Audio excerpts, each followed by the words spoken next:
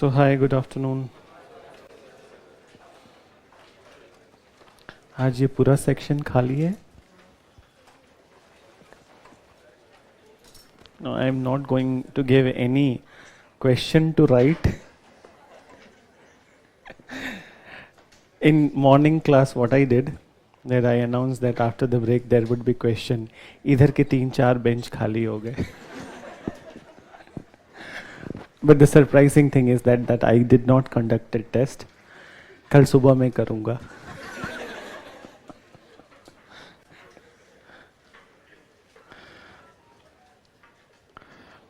So let's move to the next thing. Give me 1 minute.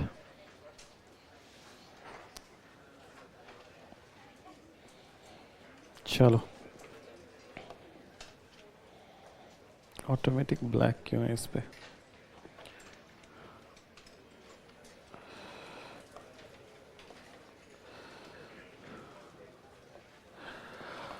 So now we completed the civil services, police and army. The last one is the judicial organization, and then after we will enter into the revenue system. ठीक है? So एक heading लिखो, judicial organization under British East India Company. So judicial organization,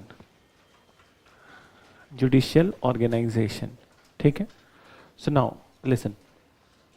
So when it comes to the judicial organization under British, so first of all, that 1773 onwards when the things were formalized, उसके पहले, ठीक है? That उसके पहले the British didn't had that kind of political power in India. So now in 1773 when Warren Hastings was appointed the Governor General of Bengal and British Indian Territory, so he was the one who reorganized the judicial system, particularly the area in which the control was there, that is Bengal, Bihar, Odisha. So on the Mughal lines, he started Diwani Adalat and Faujdari Adalat. ठीक है? So Diwani Adalat for the civil cases and Faujdari Adalat for the criminal cases. ठीक है? Then one more layer of the court was created, which was Sadar Diwani Adalat, in which the appeals from the Diwani Adalat will go, civil cases particularly, and the criminal cases appeal, it will go to the Sadar Nizamat Adalat. So these were the two layers he created. Moreover, the judges who were functioning at this point of time, they were assisted by the people who were having expertise in the Hindu and Muslim law. ठीक है? Then the major change in the judiciary was brought by, once again, Cornwallis. ठीक है? So Cornwallis brought major changes, and moreover, what he's going to do, so he's going to create a gradation of the court, which we will write in the last part. But first, what he did, that he abolished this Faujdari Adalat. ठीक है? So he abolished Faujdari Adalat and he changed the name of the Diwani Adalat as a Jila Adalat, ठीक है? Or District Adalat. So now there is a District Adalat and there is no Faujdari. Then further what he did, that in between this Diwani, or basically sorry, in district and the Sadar Diwani and Sadar Nizamat, in the middle he created 4 courts of appeal and circuit. ठीक है? So 4 courts of appeal and circuit, these were created at Dhaka, ठीक है? Patna, Murshidabad and Calcutta. ठीक है? So 4 courts were created. Then in these 4 courts, that these 4 places, 4 courts, they were handling both criminal and civil cases, and then the appeals from these courts were further going to the Sadar Diwani and Sadar Nizamat. So if it is a civil case, then so that will go to Sadar Diwani, and if it is a criminal case, so Sadar Nizamat. ठीक है? Then we also mentioned that he divested the, by 1793 he divested the judicial duties of the that district collector, and he was left only with the revenue administration. ठीक है? So please mention few words. Warren Hastings, on the lines of Warren Hastings on the lines of Mughal model,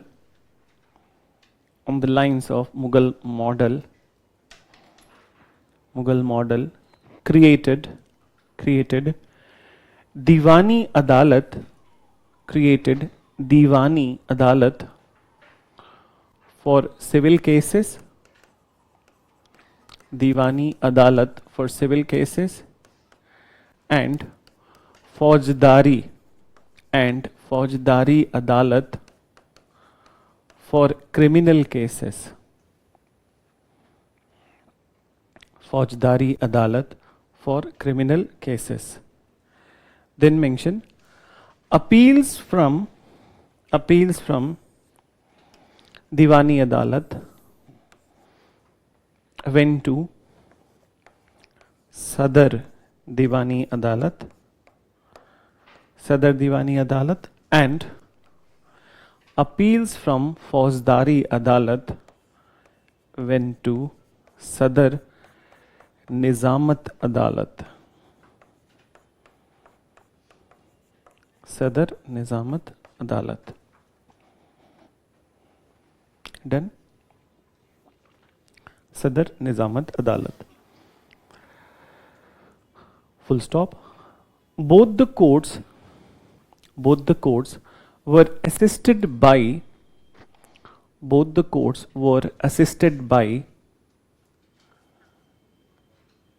the experts on Hindu and Muslim law. Experts on Hindu and Muslim law.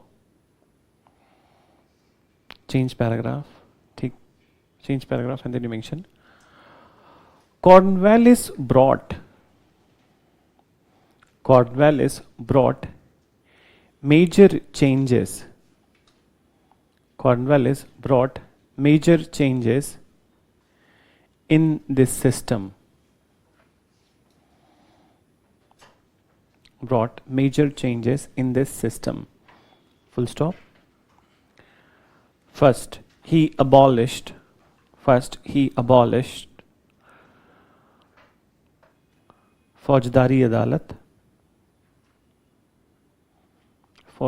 Adalat, and now Diwani Adalat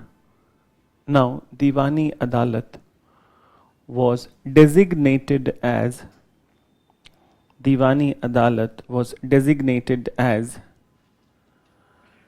Zila Adalat. ZILA. Zila Adalat or district court.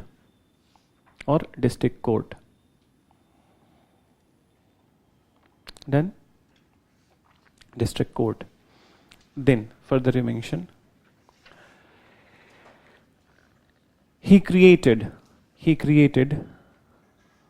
4 provincial courts. He created 4 provincial courts of circuit and appeal.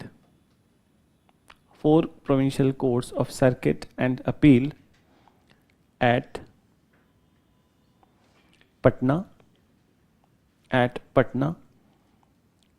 Dhaka, Murshidabad and Calcutta. Murshidabad and Calcutta. Full stop. The provincial courts handled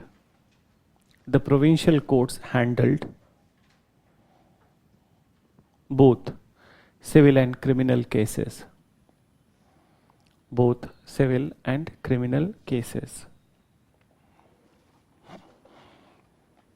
Then you mention he also created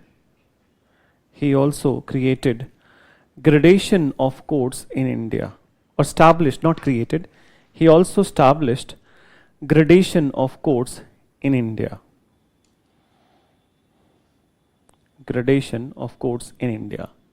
Then, so you write a major heading, gradation of the courts. And in this, just let me do this exercise. So number one, please mention. So the lowest level court was Munsif court. Munsif court at the top. This flow chart would be much easier to remember. Okay? So please make this flow chart. So you can mention over here that it was the lowest level court, Munsif court. Then after Munsif court, the next level court was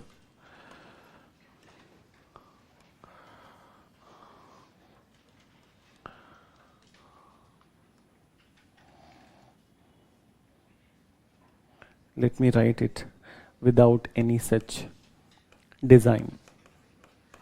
Registrar's court. Registrar's court. So this is the second level of court. So it is higher than this particular court.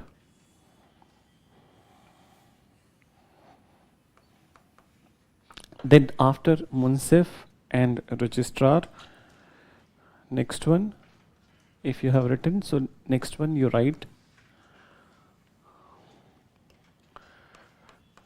Zila Adalat. Zila Adalat.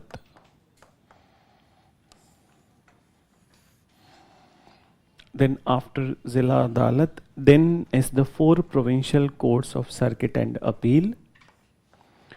So mention here at this place 4 provincial courts of circuit and appeal.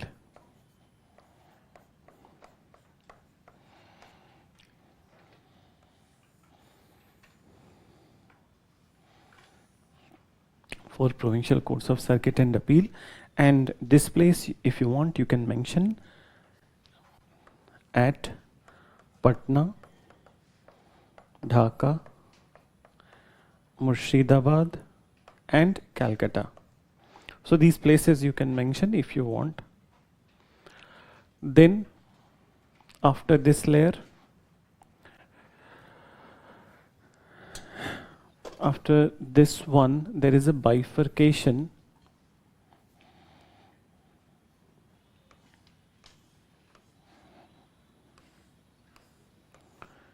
So you mention Sadar Diwani Adalat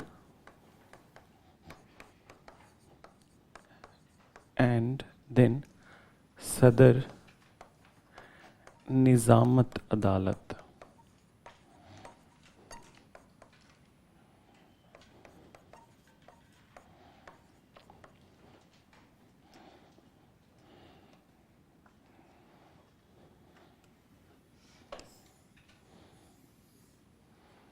And then after Sadar Diwani and Sadar Nizamat, the appeals from these courts can be made into Supreme Court.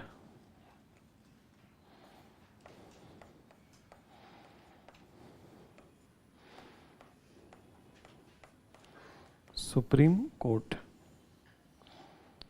So now, this is the structure that you needed to create.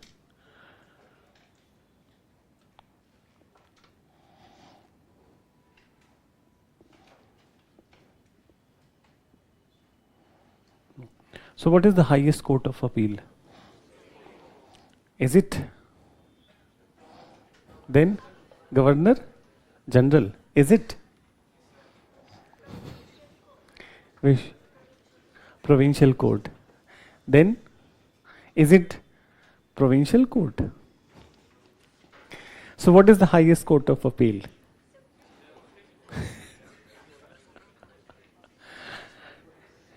So just listen. The highest court of appeal was none of its.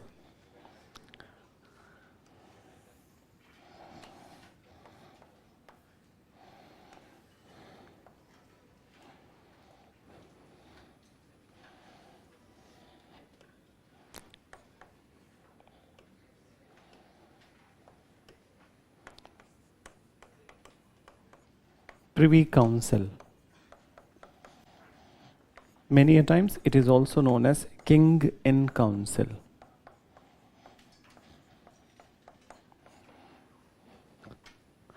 So this was the highest court of appeal. Not in India. This court is in Britain. Okay? So court is in Britain. So in India, as you know, okay, why I have created Supreme Court in the middle, but in fact these arrows, they are indicating that from Sadr Diwani and Sadr Nizamat, the appeals can be directly made to the Privy Council.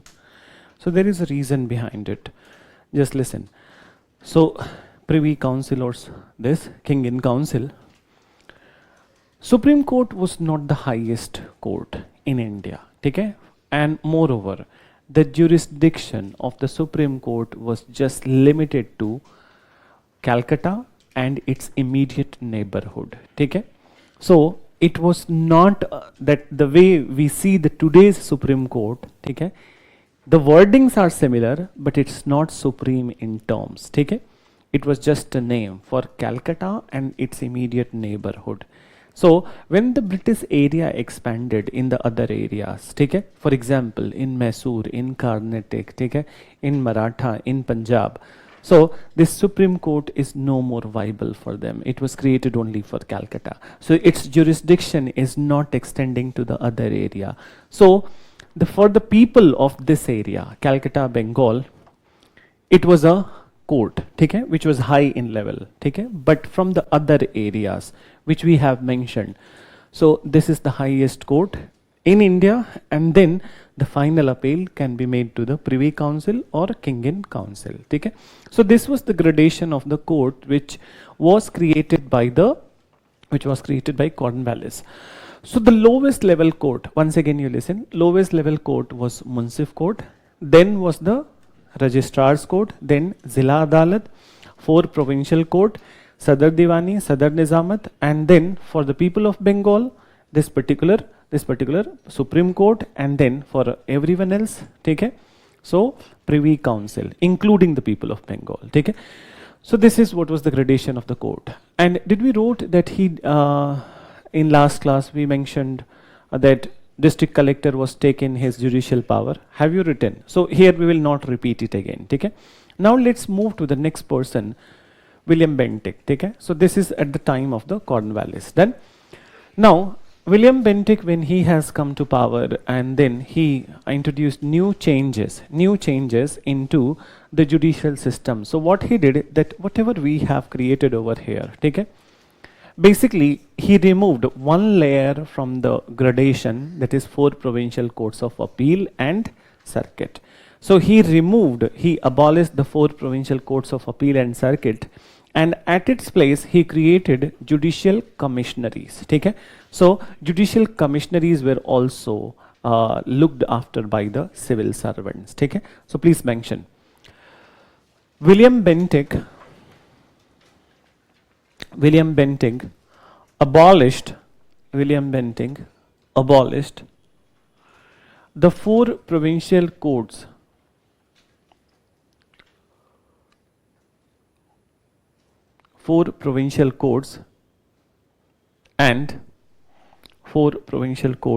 and at its place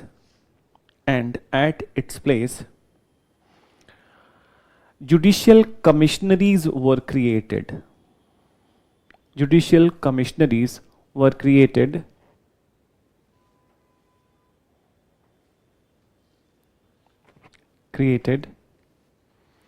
Which was headed by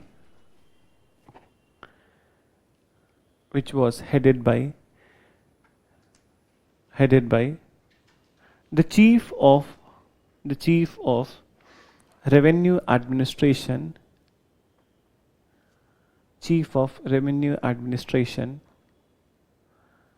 in commissionary. Then Chief of Revenue Administration in Commissionary. That is the change that he brought. But in this one, I want to mention something beyond 1857 also, because all the decisions were there that this might be the changes, and it finally happened by 1865. So in 1865, these provincial judicial commissaries, not only they are removed, but also it was decided in 1865 that 3 high courts would be created, okay? And they would be the highest court of appeal in India. So these 3 high courts were created at Calcutta, Bombay and Madras, okay? And the Supreme Court, which was there at Calcutta, now there was no relevance of it. So this Supreme Court got merged into the High Court at Calcutta, okay? So you write, in 1865,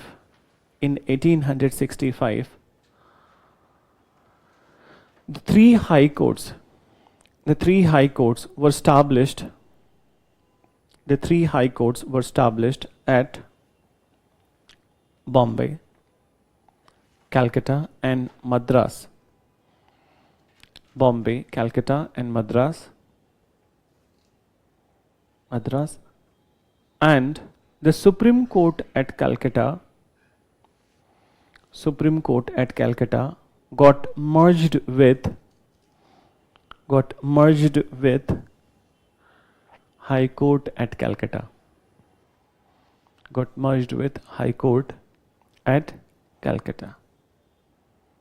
Okay.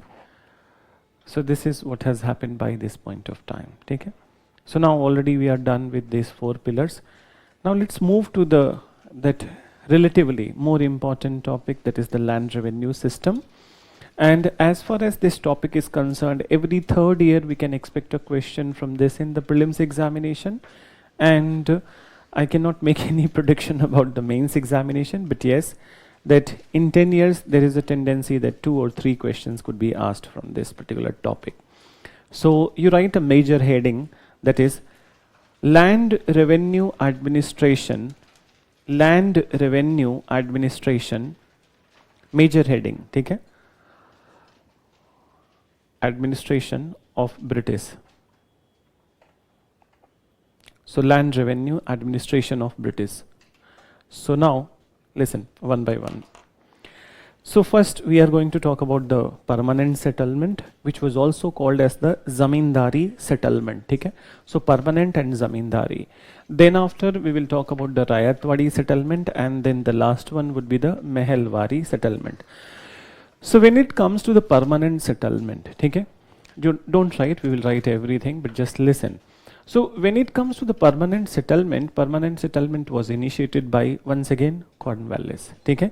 And majority of the decisions he took in the last year in India, that is 1793. So he initiated it in 1793. Initially it was implemented in the Bihar, Bengal, okay? So only Bihar, Bengal, but later on it was further extended to Odisha, the northern districts of Madras. So here, don't confuse it by that northern districts of Madras means Tamil Nadu. Northern districts of Madras would be the coastal area of the Odisha and Andhra. Okay? The coastal, that touching, the Odisha touches the Andhra and Telangana, that part. Okay? So that is the northern district of Madras. And then also the area of Varanasi.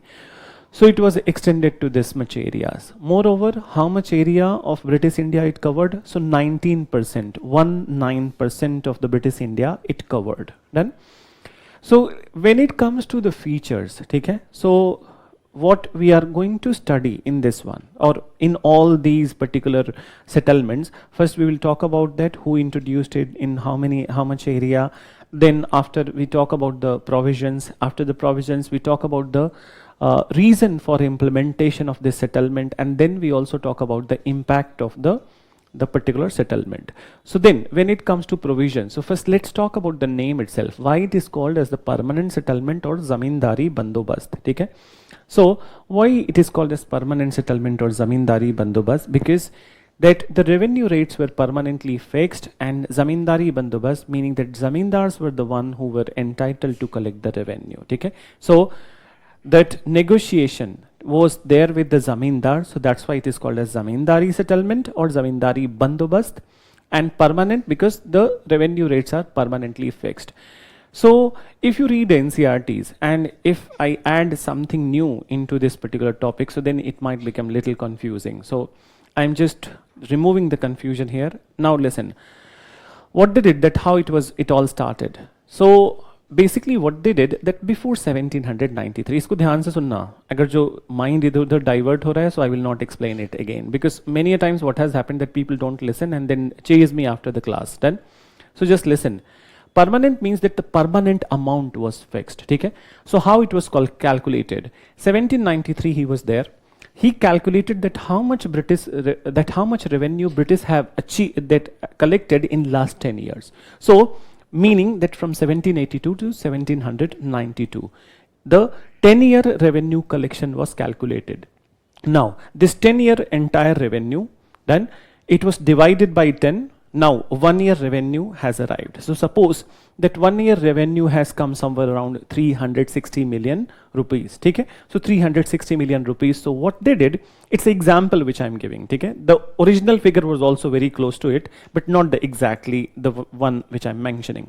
So, suppose that 360 million rupees was arrived per year. So what they did that they made a upward revision. I hope you understand what is upward revision. ठीक है? Meaning that पिछले 10 साल में अगर जो 360 है तो अगले 10 साल में अच्छा ही आएगा, ज़्यादा आएगा. So more will come. So they made it 400. ठीक है? They made it 400 and now out of, so every year it was ascertained that British must get this 400 million rupees. Okay? And in this 400 million rupees, what they did, that this is what they need, 400 million rupees must be collected as a revenue. Okay?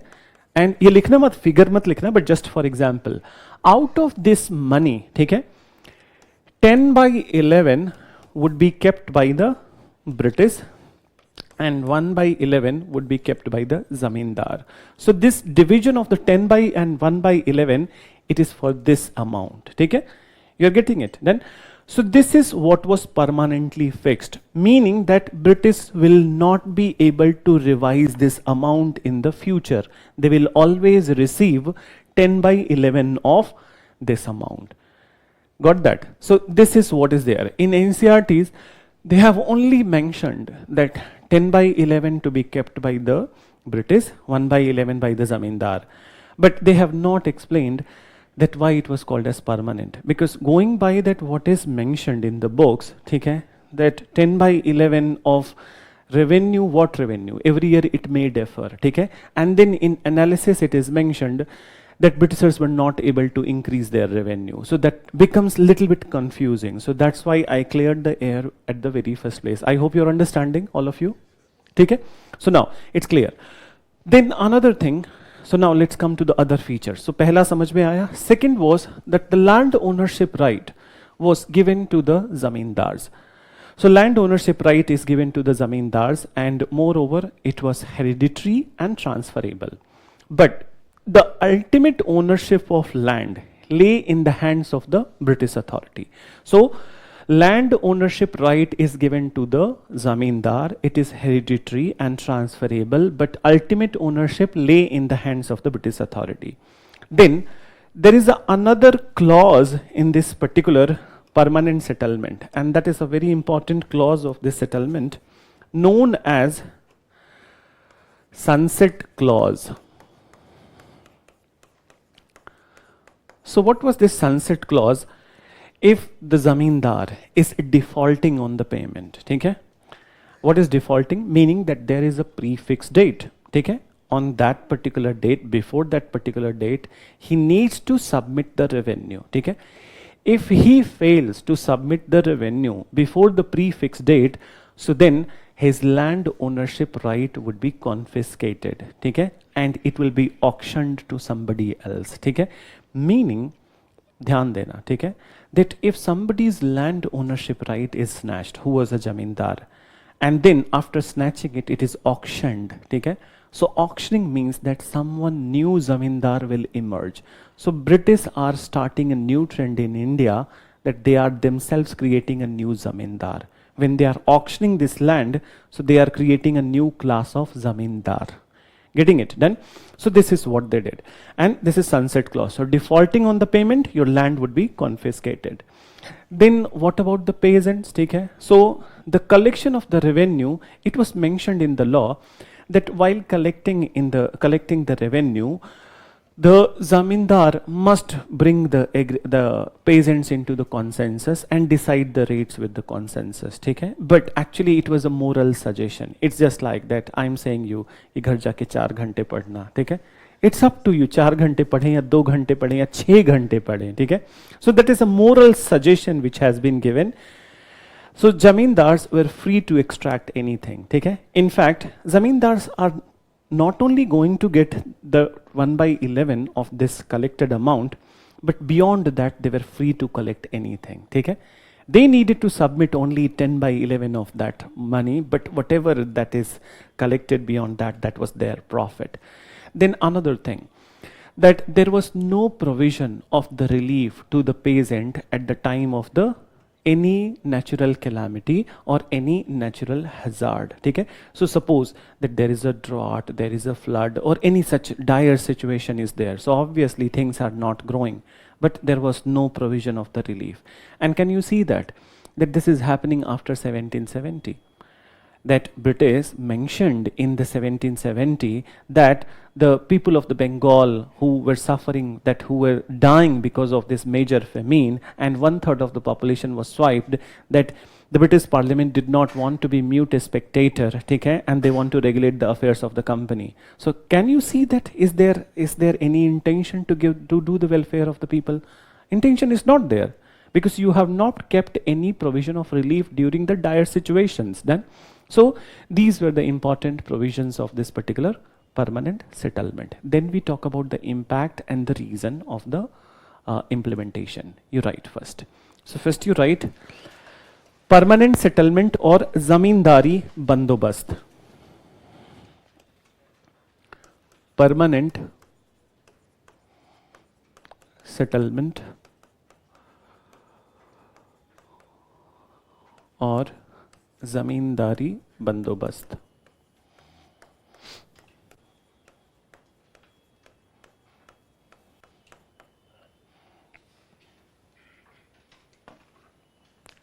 Done. So you write, it was introduced by Cornwallis in 1793.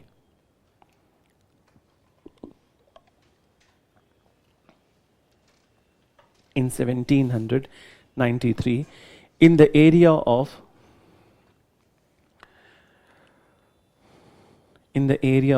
Bihar and Bengal. In the area of Bihar and Bengal. Later, it was further extended to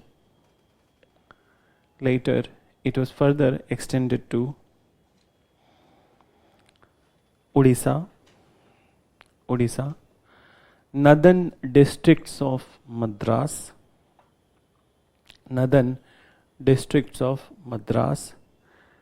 and Varanasi.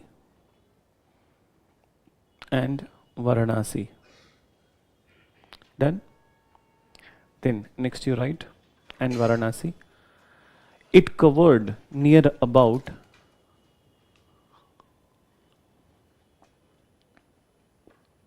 19%, 19% area of British India. 19% area of British India. Then provisions. Mention provisions. So you write, it was named permanent because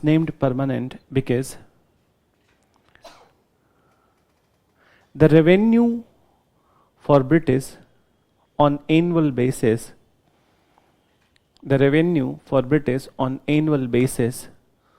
was permanently fixed.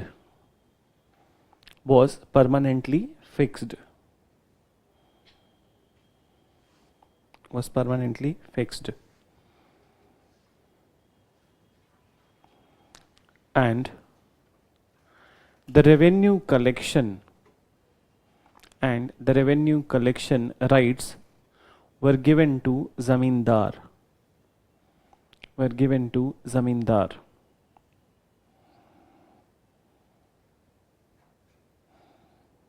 ठीक है? Then you write from the permanent, next point, from the permanent amount 10 by 11 belonged to British. 10 by 11 belonged to British and 1 by 11 to zamindar. 1 by 11 to zamindar. 1 year, I think it's almost 9 years when this question was asked in the prelims paper. Okay? So they asked about that what was the sharing mechanism, okay? Sharing percentage in the permanent settlement. Okay? So they gave it in percentage, not in this way. Okay? 10 by 11 and 1 by 11. So calculate in percentage term how much would be there for the zamindar and how much would be there for British.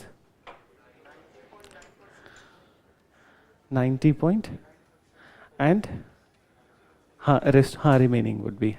Is it right?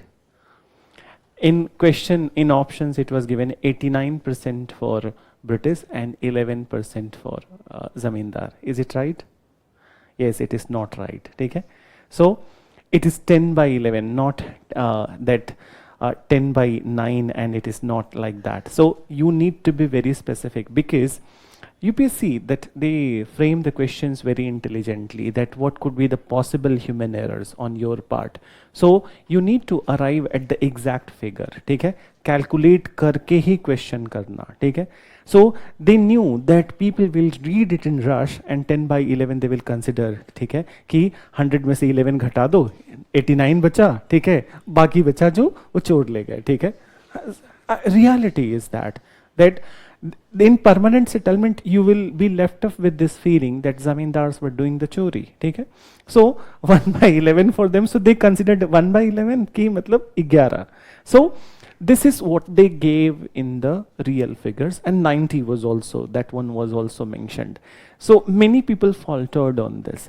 Then one more year, I remember, I think next year, ठीक है?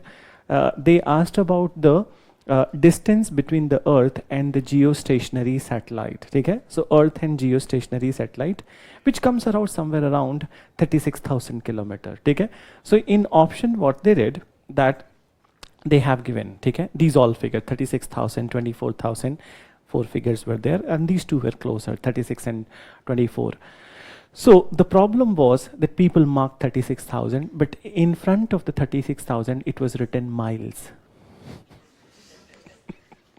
And 24,000, it was written miles. So you needed to convert that. So this way also the question comes in the exam. So be careful while reading the questions. बहुत बार answer पता होता है. You know the answer.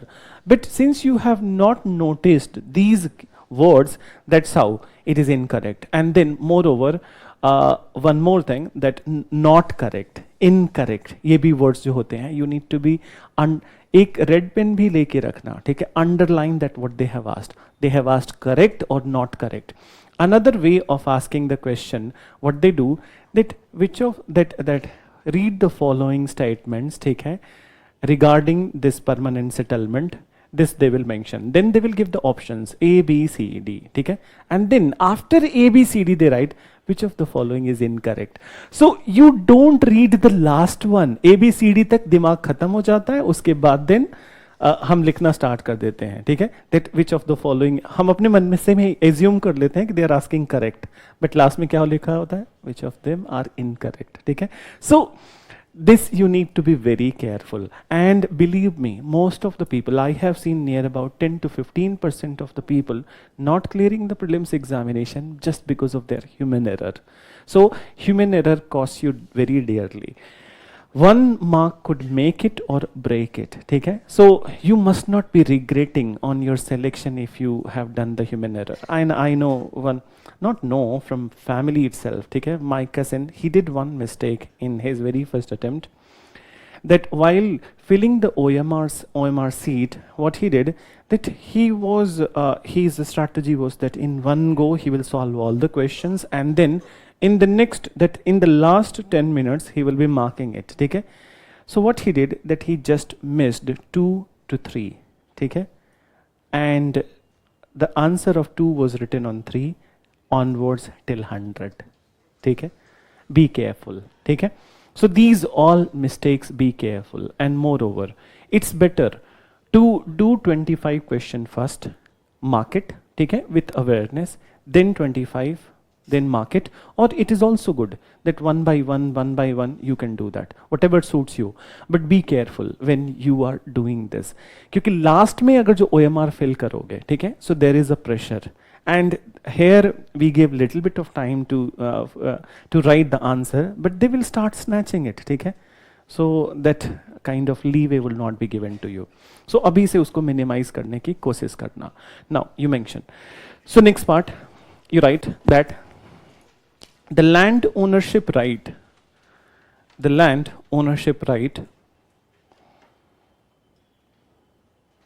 was retained with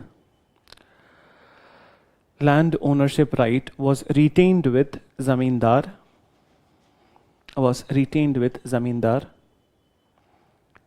it was hereditary and transferable.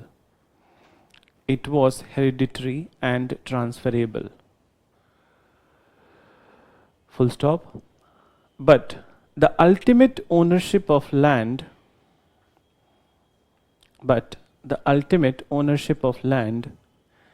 lay in the hands of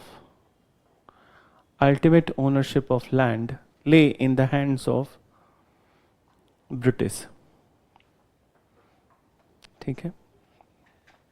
Then next you write, next point. Point में ही लिख लो sunset clause.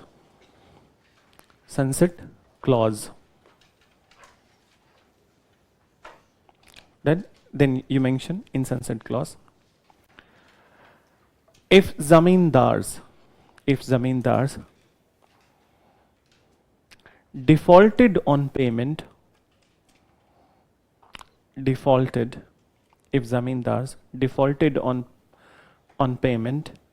or were not able to submit the revenue before, you can mention revenue before the last date,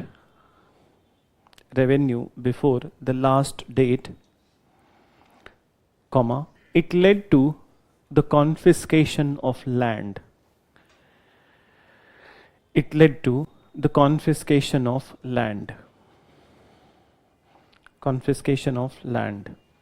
Then this land, after full stop, this land British auctioned in the market.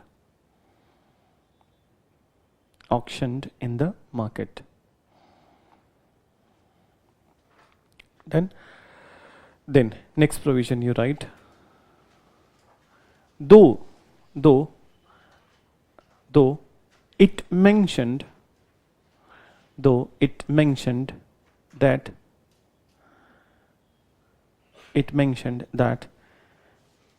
zamindars before collecting the revenue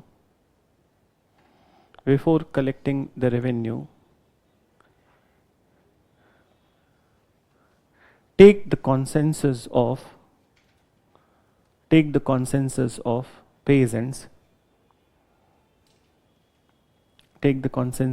payment on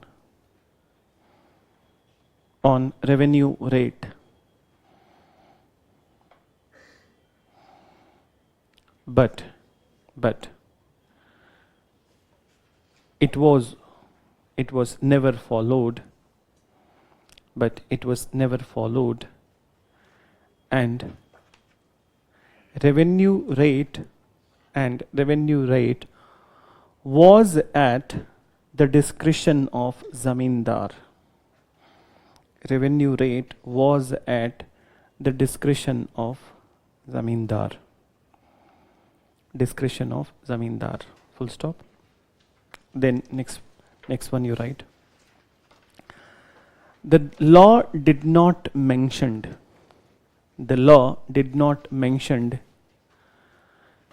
any relief to the peasant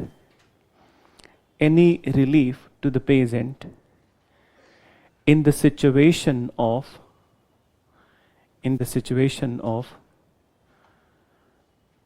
any natural calamity. In the situation of any natural calamity. Done? So now this is what is the purpose. Okay? So sorry, this is what is the provision. So now you write the heading and let's listen to the discussion. So heading, reasons for implementation of permanent settlement. Reasons for implementation of permanent settlement.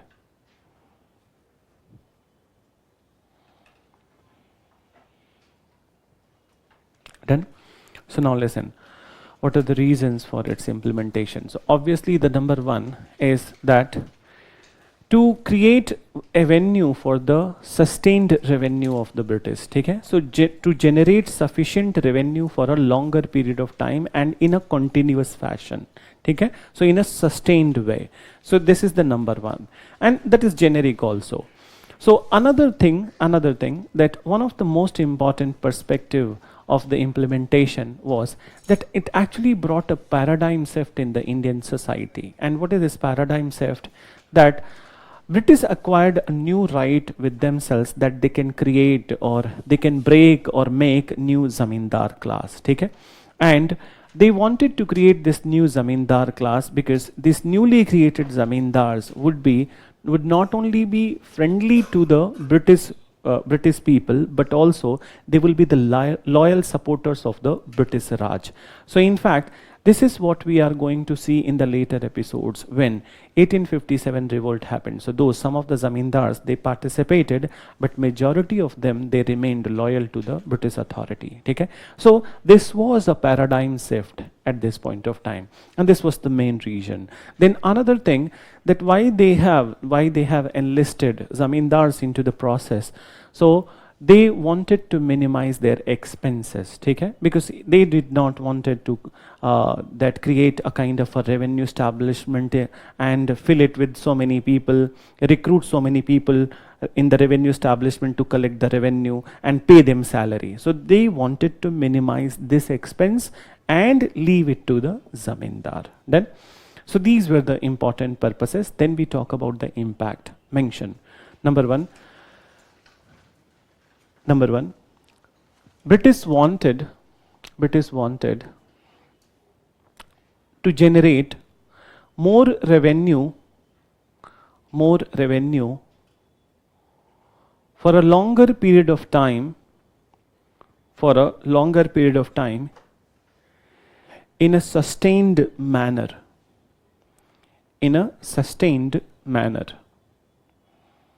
Longer period of time in a sustained manner.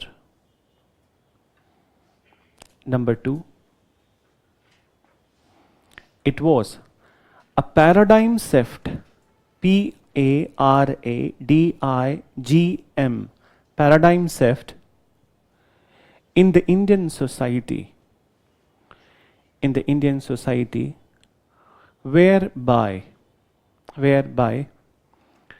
British created a new class of zamindar. British created a new class of zamindar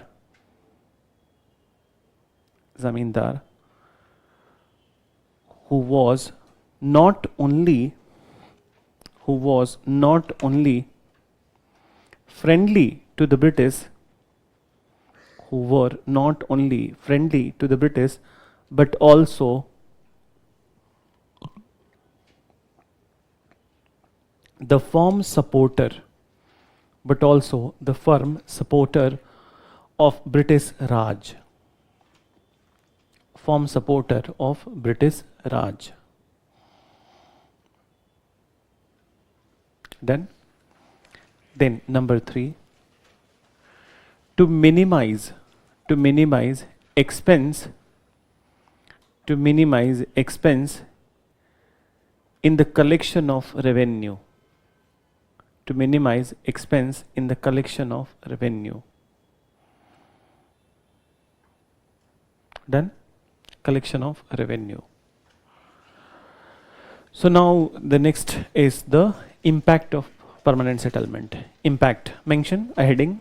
Impact of permanent settlement. So listen.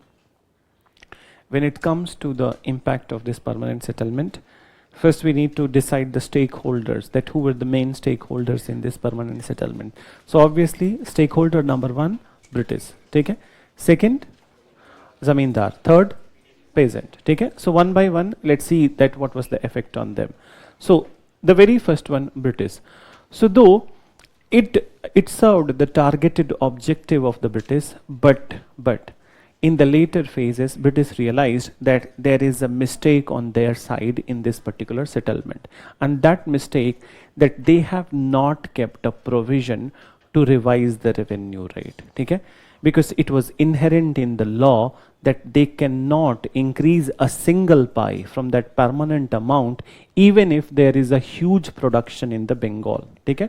So that's what they realized somewhere after 1800, when the production really started to rise in the Bengal.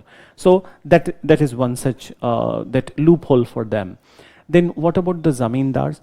So zamindars, though some of the zamindars, those who were basically good people, those who were soft, those who were understanding the pains of the common public, they were the one whose land was confiscated. So few zamindars, they lost their land because of the sunset clause. So they were basically, if you go deeper into that, so they were good people because they sympathized with the people, other people, the peasants, that they are not able to submit revenue, they are going through the financial difficulty. So when they delayed the collection of the revenue, so they delayed the payment also. And with this delay, they are losing their land ownership right.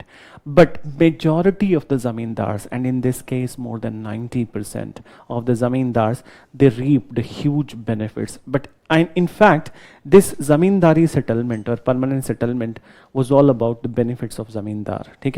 So that they reaped huge benefits. And then I'm going to use some of the keywords or some technical terms at this time. So it led to the rise of the sub-feudalization in India, particularly Bihar, Bengal and Odisha. So it led to the rise of sub-feudalization and also emergence of absentee landlords. Absentee landlords. So anyone who wants to attempt that, what is sub-feudalization? Any idea? Chalo, I'll explain. What is feudalization? Creation of the feudal lords. Basically, zamindars are similar to the feudal lords. What is sub-feudalization? Within the zamindari vyavastha, within the zamindari system, creation of another zamindari system. You are getting it? So let me explain it. It is creation of more intermediaries. So it is creation of more intermediary. Who is zamindar? He is an intermediary. The ultimate taxpayer is a peasant. The person who is cultivating on the land, he is the taxpayer. So he is the taxpayer. Now he is the one who is giving to the zamindar. Zamindar, just because of his influential position, he is in the middle and he is submitting it to the British. So he is intermediary. But there is a proliferation of the intermediaries in this middle level. So now the sub-feudalization is actually related to this. Absentee landlords. So what is this absentee landlords? Try to understand. So that if from which area the revenue is collected, rural or urban? Rural area, ठीक है. Obviously agriculture तो rural area में होता है, so from the rural area. So the rural area is the collection point of the revenue, ठीक है. Then moreover zamindars, they were influential, they were powerful, and they were initially based in the rural areas, ठीक है. So now after this settlement was has happened, that their incomes have increased in leaps and bounds, ठीक है. So when their income increased in leaps and bounds, so you know that that is a truth in the society, that when the income of the people increases, their lifestyle changes, ठीक है. So their lifestyle changes and their choices also change. So what happened, that many of the zamindars, they thought that this particular rural area, we must not live in the rural areas, ठीक है. We must shift to a better location, ठीक है, urban areas. So moreover that according to the rise of the income, the choices of the family members, actually it changes. The mem sahab, ठीक है, she would not like to live in the village, ठीक है. And the children, they would feel that the roads are very dirty. In the rainy season, there is so much of mud. So dirty civilians live here, then, and we don't need to live here. Then moreover, that husband must have studied from the village, but children will not study less than anything Harvard or Oxford, ठीक है. देखो कहीं से भी पढ़ के आते हैं, ठीक है, लेती तो ड्रग्स ही है ना, चाहे कॉर्डेलिया पे ले चाहे कहीं पे ले, ठीक है. तो एजुकेशन इज इंपॉर्टेंट, ठीक है, कहीं से भी पूरी हो, ठीक है. So anyways, so this is what happens in the society, that they feel that their childrens will not read in the rural areas, their future would be compromised, ठीक है. So they will be reduced to just yes the local ones, marijuana and these all things, ठीक है, but they need some higher stuff. So go to America, go to those all countries, ठीक है, read over there, have some sophisticated things done. So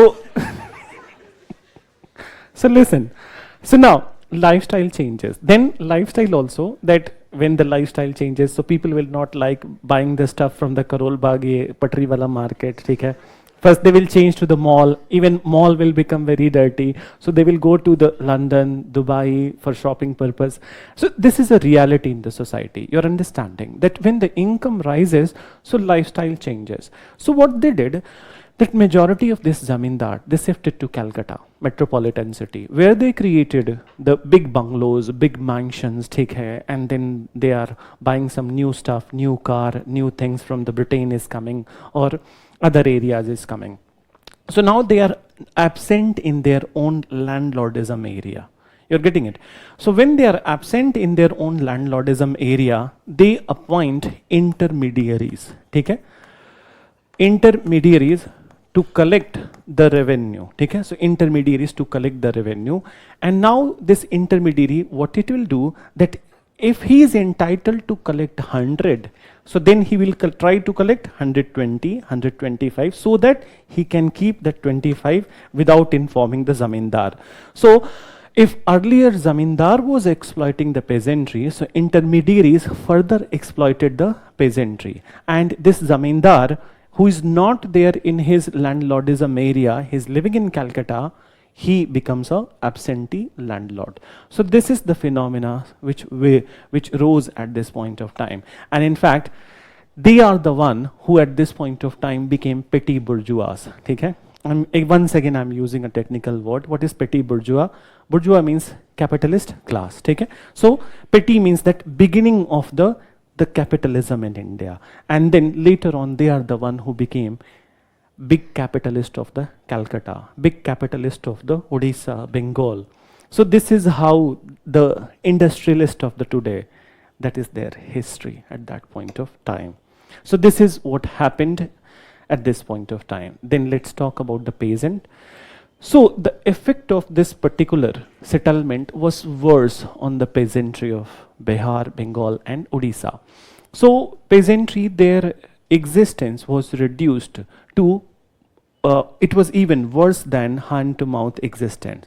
I hope you understand what is hand to mouth. Basically that utna hi cultivate kar pana jitna khana ho sake. Beyond that no needs would be fulfilled. So there livelihood was reduced to hand to mouth existence. Then moreover, their income declined, and many a times they were facing difficulties in many such family rituals, in festivals, and moreover in the marriage of the daughters. Okay? So marriage of the daughters, because by this point of time dowry has become a prevalent thing in the Indian society. So that was a big issue. Then they have started, the peasants have started taking loans from the money lenders, and these money lenders of this time, they are not like the Jagat Seth, because Jagat Seths, why they were important to the Bengal, they provided loan on a very lower rate of interest, 4 to 5% rate of the interest. Then, but now at this point of time, after the demise of the Jagat Seths, the people who have emerged as the money lenders, they are providing loans on very exorbitant interest rate, 25 to 30%. Okay? So they started to take loan from the money lenders, and these excruciating money lenders, okay, they are charging exorbitant interest rate, and now the peasantry of the Bihar, Bengal, Odisha was caught in the vicious cycle of debt. Okay? What is this vicious cycle of debt? Hindi में बोलोगे तो कर्ज का दुष्चक्र. ठीक है? So they were caught in this vicious cycle of debt, and moreover, to pay the one loan, they had to take another loan. Okay? To pay that loan, they had to take another loan. So this is the vicious cycle of debt, and many a times the only way out from this vicious cycle of debt was committing suicide, and it led to the rise of the farmer suicide at this point of time. Mention one by one. Number one. So you write, though it served the targeted objectives, though it served the targeted objectives of British,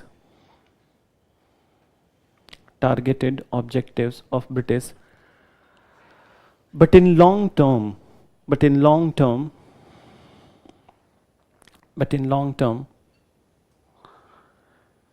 their revenue stagnated, and expenses increased.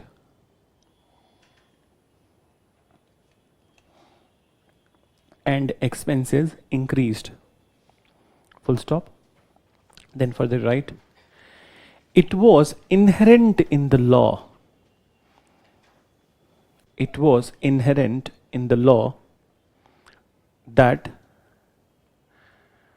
the revenue amount cannot be revised.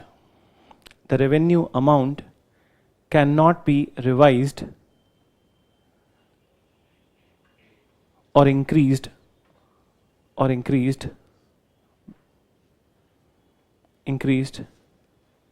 even if there is higher production.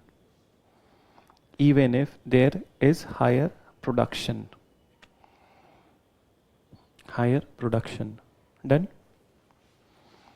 Then next you write, next point. So now we are writing on the zamindar. Mention, though some of the zamindar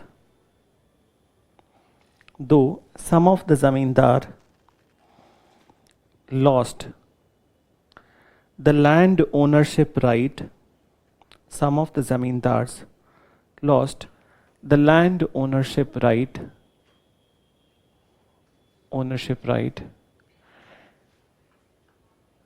due to sunset clause.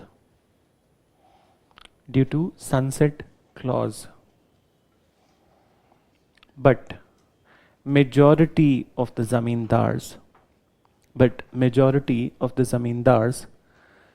reaped, R-E-A-P-E-D, reaped huge benefits.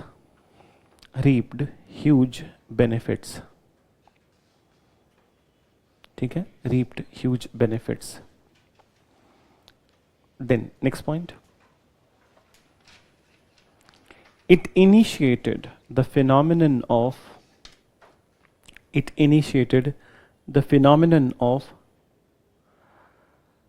sub-feudalization,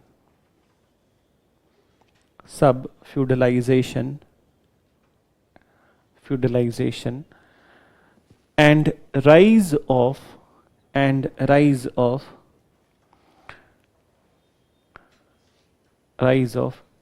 absentee landlords, and rise of absentee landlords, and large number of intermediaries, and large number of intermediaries. Then large number of intermediaries. Then you write the effect on the peasants. So our next point, but generally I have divided into these headings. First we have written about the British, then we are writing about the Zamindar, and then last is the peasant. So you mention not only the income of peasant was impacted,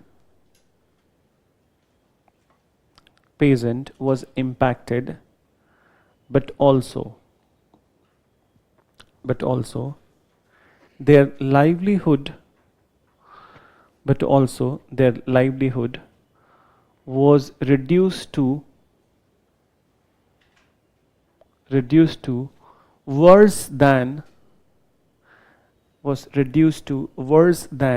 hand to mouth existence.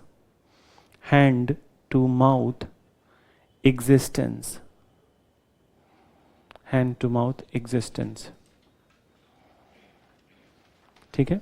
Then next point you mention the discontent among peasantry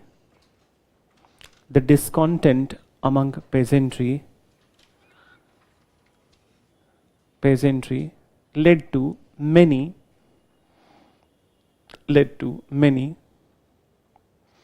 small civil and tribal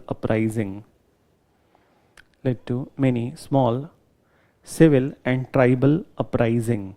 And basically this is the topic that we'll cover after the completion of this one. Okay? Civil and tribal uprising. Then next point you write to pay revenue on time,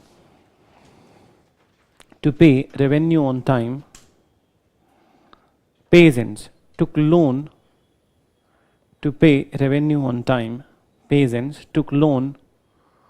from moneylenders.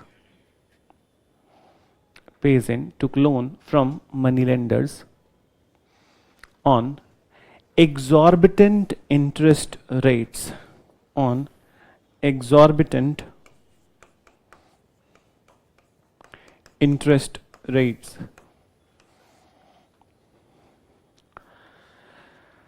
Further, exorbitant interest rate.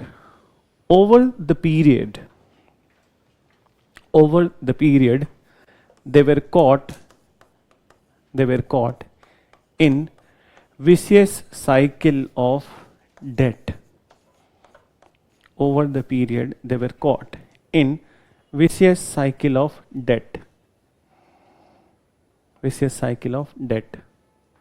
Done?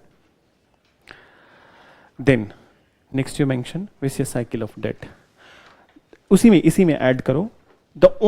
Sometimes the only way out was committing suicide.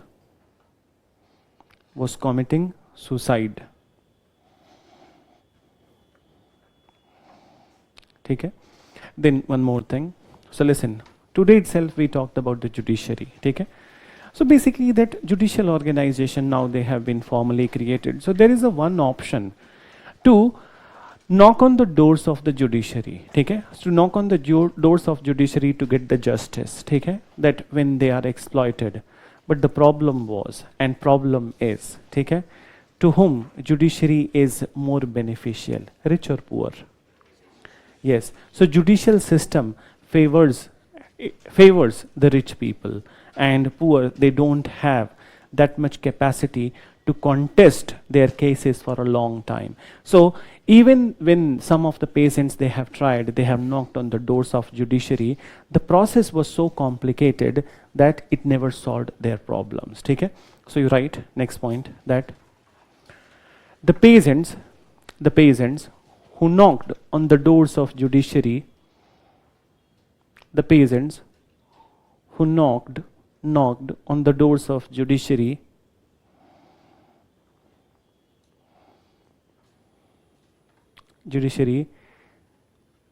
comma, also didn't got justice. Also didn't got justice as didn't got justice, full stop, as the judicial proceedings were complicated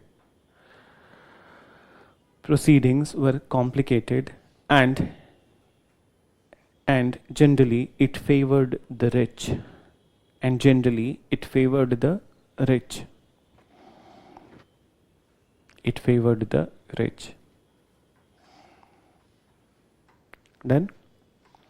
Then there is one last stakeholder. Okay? That stakeholder is not a man. That stakeholder is the land. Yes, that is land only. So it is a land. It's all happening because of the land. So now the status of the land we need to know. So now British expected. See that you cannot squarely blame everything on the British. Okay? But this is how the things unfolded. So British initially when they implemented this system, so they were like that when we are fixing the revenue permanently. Okay? So they thought that when we are fixing the revenue permanently for us, so then the surplus amount would be left in the hands of the peasants. Okay? So they will be investing on the fertility of the land. Okay?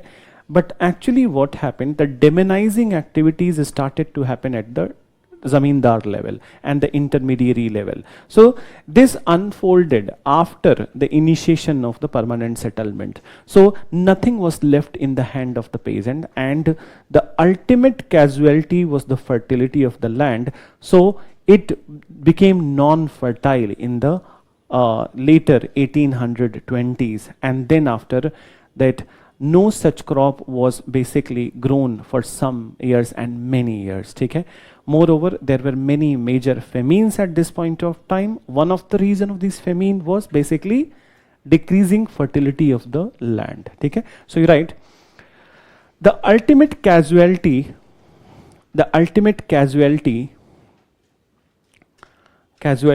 was the fertility of land. The ultimate casualty was the fertility of land, which started to deteriorate.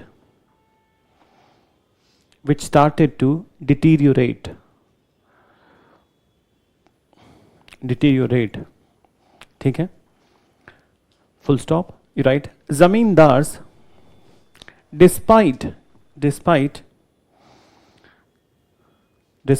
getting maximum benefits,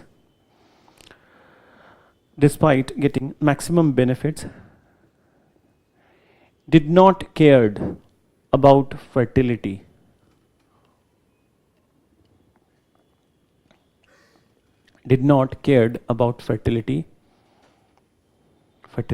And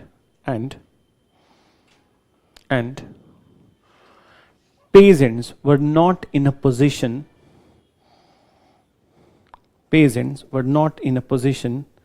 to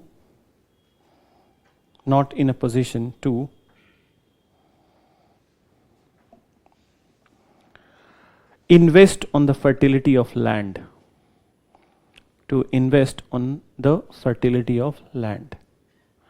So this is what is all about this particular permanent settlement. Okay? See that after so much of research and then also extracting the things from near about 7-8 books, these things you have written. Okay? So I don't feel for this section you need to refer anything extra. That if you're reading anything, so if you find it sufficient, you can skip the portion of the book. Okay? So all the things I have collected from so many places, and then it is at the one place. And moreover, now with interaction with you, I know that what are the confusions which get created, particularly the first one which I mentioned. So some part is mentioned in Sekhar Bandhopadhyay, some is mentioned in the NCRT, some is mentioned in the BL Grover. So now you have a holistic picture and you must understand this particular part. I hope you have understood this particular part. Yes or no? Then, so let's move to the next part, which is Rayatwadi settlement. Mention Rayatwadi settlement.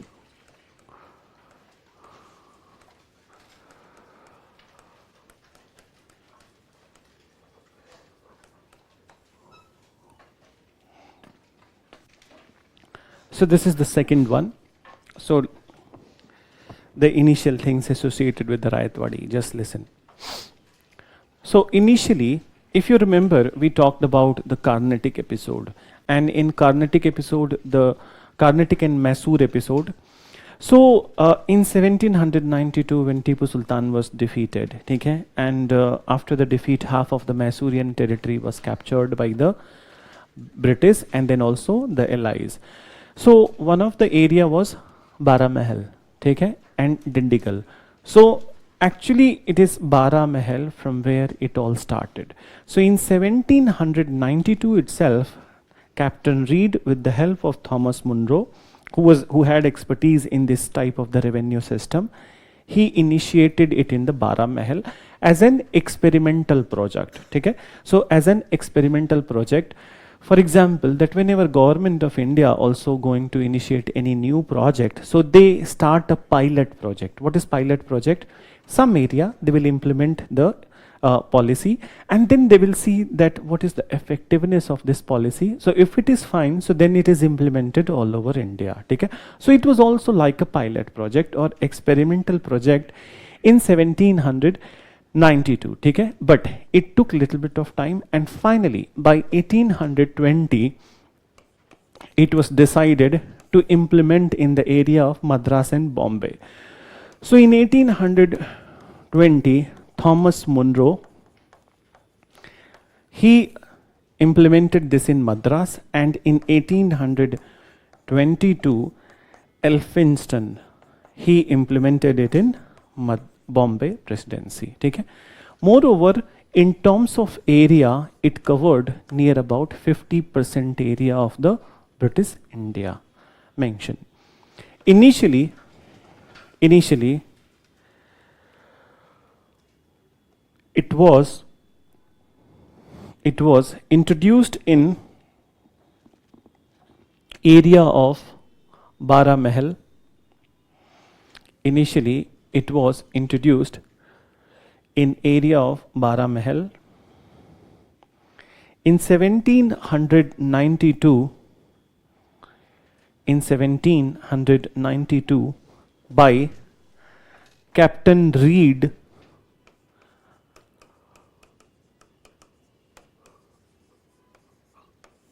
with the help of Thomas Munro. Captain Reed with the help of Thomas Munro. Then you write, later in 1820,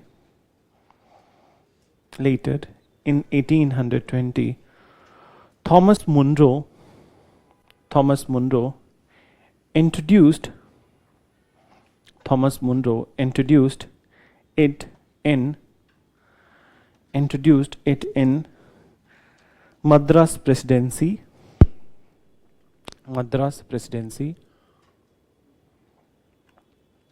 and in 1822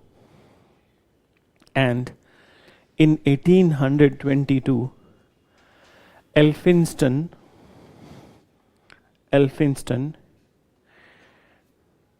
introduced it in Bombay Presidency.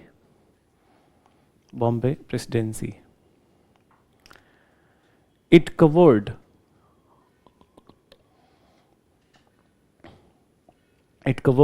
near about 51% area, 51% area of British India. 51% area of British India. Done?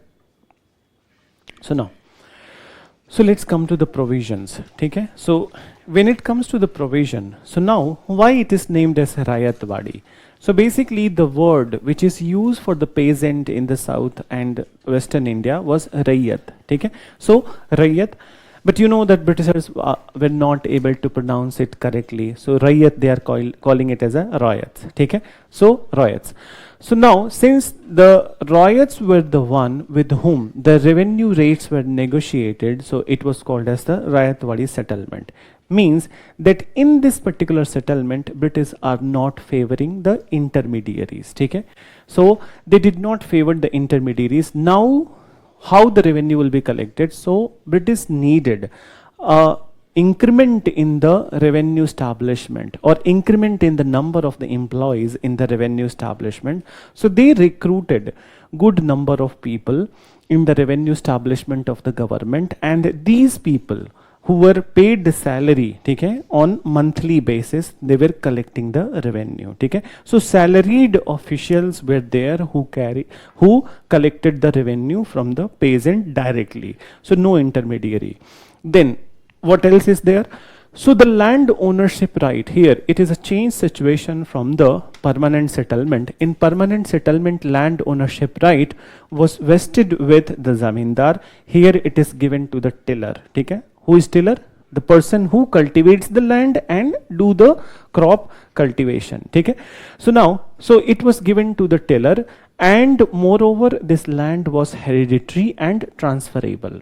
Similarly, like the permanent settlement, here the ultimate ownership lay in the hands of the British authority, and similarly, if a peasant is defaulting on the payment, so his land could be auctioned to someone else. Okay? So that is continuing over here, that if anybody defaults on the payment, so his land could be confiscated. Then the another provision, or the next provision, this was a unique provision in this particular Rayatwadi. So it said that before the imposition of the taxes, there are some steps which need to be followed. So what are the steps? First of all, land must be surveyed, okay, and it classified according to the fertility. Okay? So land must be surveyed and it must be classified according to the fertility.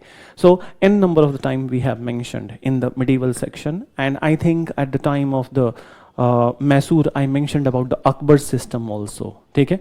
Have I mentioned? So here also the same thing was there, that land must be surveyed and classified. Then after the classification, before the imposition of the taxes, first the expense on growing a crop must be calculated. Okay? So expense on growing a particular crop must be calculated, and then the total expense must be deducted from the total worth of the crop. Okay? And whatever that is remaining from that amount, on that amount only, the taxes could be imposed. And it further said that the maximum amount of the tax would be 50%, not beyond that. Okay? So this is there. Now in simple terms, how we can understand? Okay? I know many of you have understood, but let me bring this figure also. Suppose that the total worth of the crop, suppose you have cultivated rice, okay? The total worth of the crop is 3 lakh rupees, पूरे के पूरे crop का.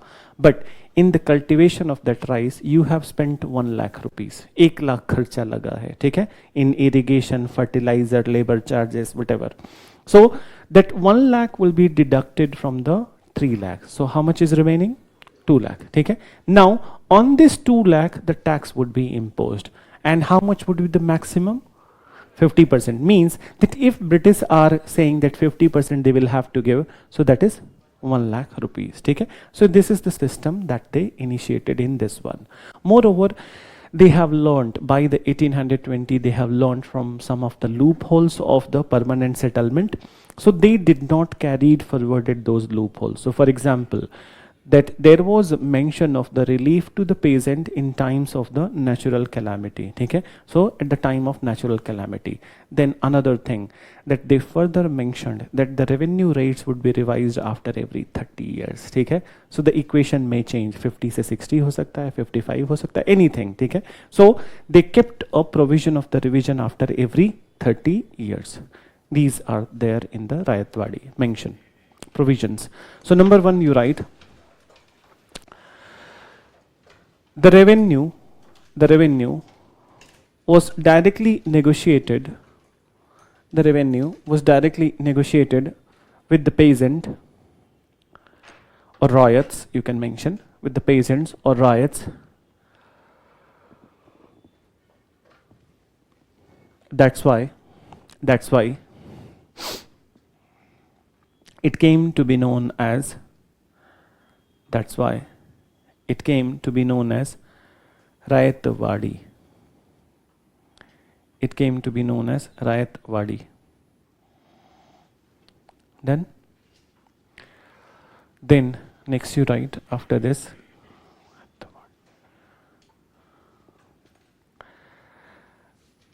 the land ownership right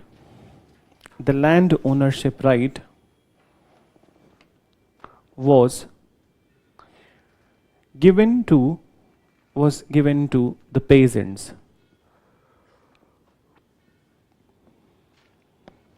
Was given to the peasants.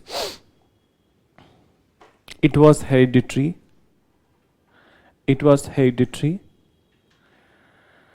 And transferable. It was hereditary and transferable. The ultimate ownership lay in the hands of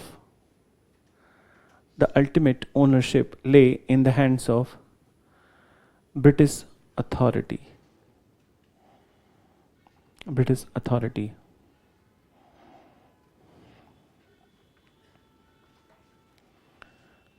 ठीक है. Number 3, as per the law, there was need of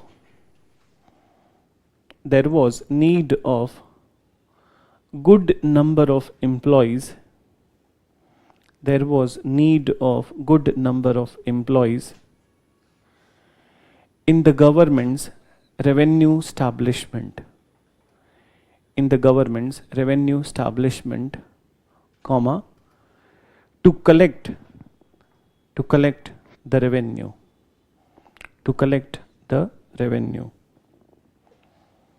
Then to collect the revenue.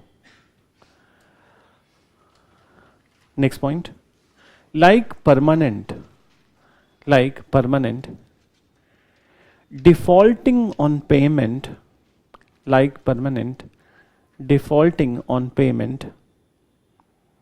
may lead to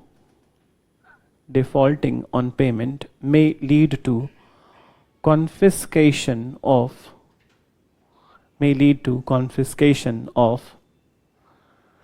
land ownership.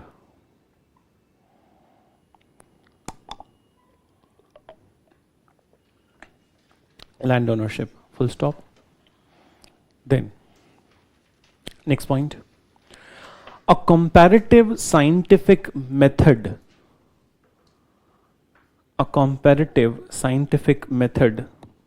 was adopted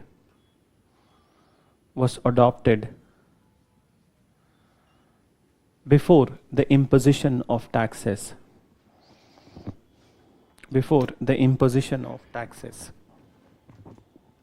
You write. Then mention. First, the land was surveyed.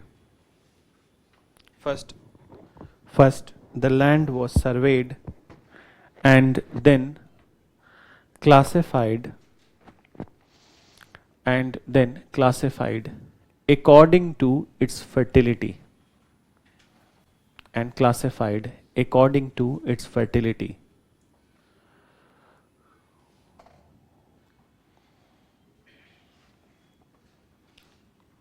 Full stop.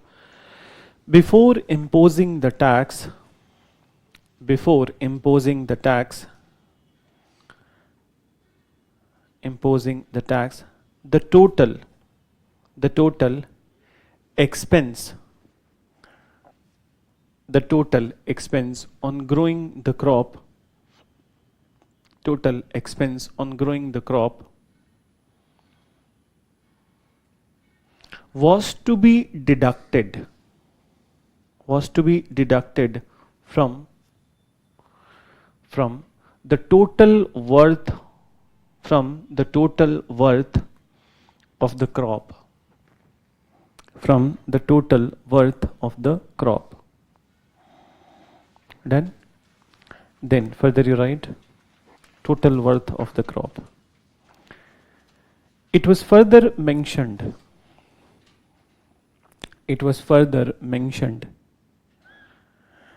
that revenue rates cannot be fixed, more than 50%, cannot be fixed more than 50%. Okay? Then next point you write, in the law there was provision of relief,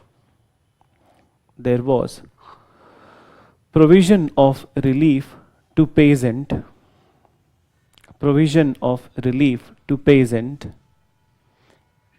in case of natural calamity,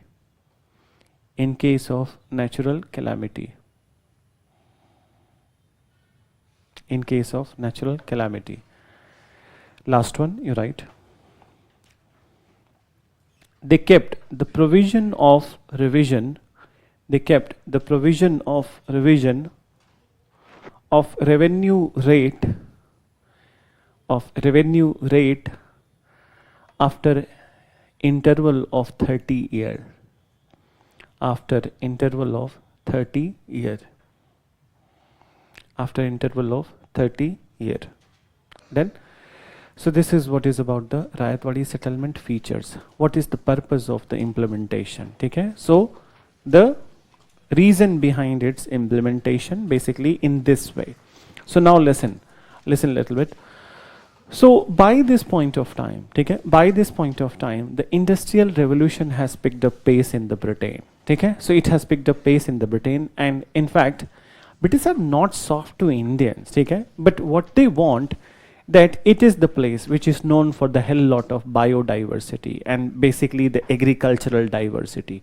So these all agricultural producers, if their production is not rising, so then automatically the British industries will be impacted. So they wanted the regular supply of the jute, regular supply of the cotton, regular supply of the indigo, so these all stuff. So they need the regular supply of the raw material from India, and for that the agricultural productivity must be intact. So in permanent they have learned some of the lessons, okay, that agricultural productivity was impacted.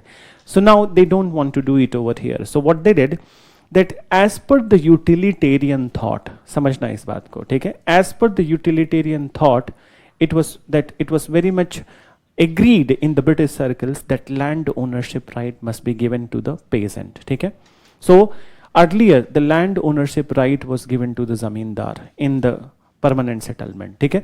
So zamindar was more concerned about collecting his share of the revenue, okay, his profit, and he not at all invested on the fertility of the land. So the casualty was the land fertility. So now British thought that if land would be given to the cultivator and there is no intermediary, salary based people, if they collecting the revenue, so it may lead to some of the revenue, that some of the cash in the hand of the peasant, okay, or surplus would be left in the hand of the peasant.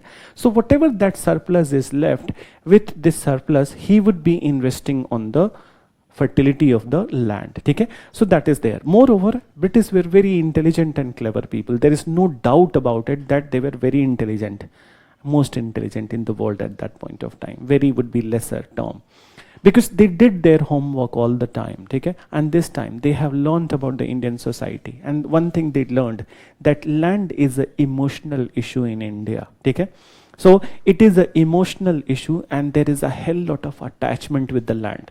If anyone, that most of you must be from some of the rural areas, I also belong to the one. So I have seen that if anyone in my village, he sold the land, his ancestral land, it is not seen as good. That man, often in the circles, people are talking about that, अरे यार कैसा आदमी है, जमीन बेच दी, ठीक है? So this happens, ठीक है? That it is an emotional thing. And if someone buys extra land in the village, it is considered as a prestige, it's a respect. And moreover, it is like that you have done a crime against your ancestors, that you have sold their land, okay? So it is an emotional issue. And British knew it perfectly, that when this ownership is given to the peasants, then so they will develop this emotional attachment with the land, and they will work extra hours on this land. So this worked for them, okay? This worked for them, and this area has become the highest producer of the cotton, and in this duration. In fact, in America in 1861, when the Civil War will happen in America, American Civil War.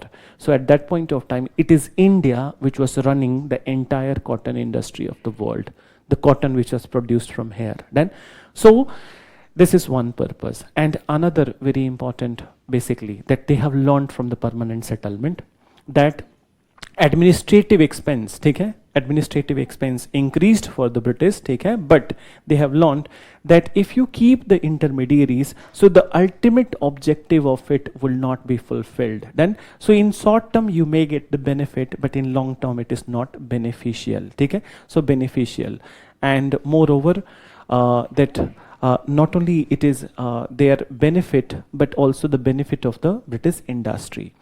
Then if I ask this question to you, utilitarianism, have you heard it anywhere? And who was the person behind this utilitarian thought? Jeremy Bentham, okay? So Jeremy Bentham, so mostly these in thinkers, you read about them in your ethics classes also, not world history, but in ethics classes. So Bentham is the one who has mentioned, last time we talked about laissez-faire, Adam Smith, okay? Here it is Bentham. So Bentham has said that maximum good for the maximum number of the people, okay? And in fact, in many such cases later on, when you read the ethics paper, so then you are solving the case studies. So you will have to think from this perspective many a times, that if you are confused between two decisions, okay, that this is right or wrong, what path I must trade, so then you always go with that, which particular initiative I take, so it will do good for maximum number of people. This is what we call as a utilitarian thought. So it was mutually beneficial for British also, and also for the peasantry. Okay? Now you write reasons for implementation of Rayatwadi settlement. Okay? So you write, as per utilitarian thought,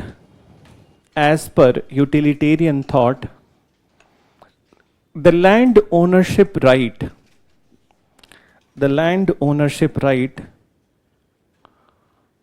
was to be retained with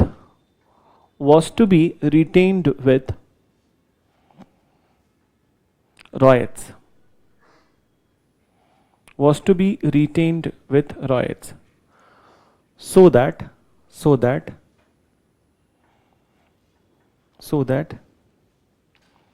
they develop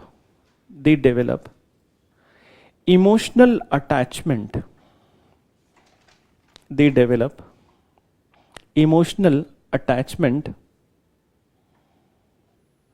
Attachment with the land, and work extra hours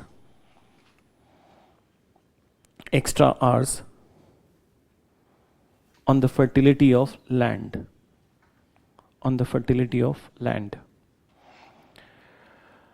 Then further you write fertility of land. They also thought that if something would be left if something would be left in the hand of peasant, something would be left in the hand of peasant,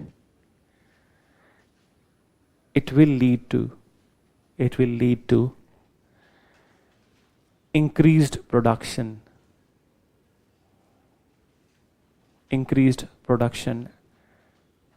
of cash crops like cotton, jute, indigo, etc. Cotton, jute, indigo, etc. एक time पे सबको जाना है. Bag लेके मैं कह रहा हूँ, मैं बहुत आगे की फिलॉसफी नहीं कह रहा हूँ. कुछ लोग बीच में चले जाते हैं, कुछ ब्रेक में चले जाते हैं, कुछ 4 बजे जाते हैं. ठीक है. Audacity. You're right. It's see that यहाँ से मैं सबको देख पाता हूँ. So I really see that in classes itself, in many of the classes, many things are going on at the same point of time. Some people come to study, some people come for different purposes, ठीक है, writing each other's copies, ठीक है. So everything we see from here, ठीक है, and that's how we feel that there is a color in our life also, ठीक है.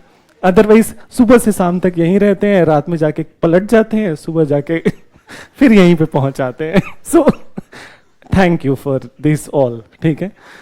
Not in this class, but I'm referring to one class which has become kind of favorite. I'm also excited every day that to see new things in the class. So, no, मैंने देखा है literally last 10 year में जोड़ियां बनते और टूटते भी.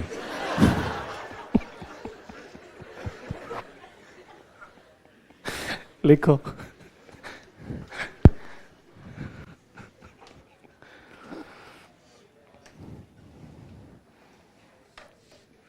Done. So you write, keeping in mind, next point, you write, keeping in mind that there was no provision of revision in permanent settlement,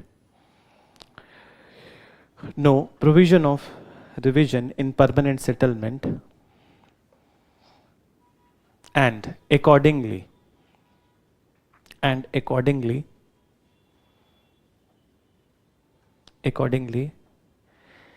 in this they kept a provision of revision.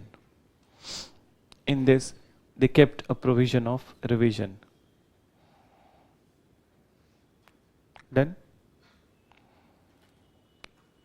And then when you last you write, to generate revenue for a longer period of time,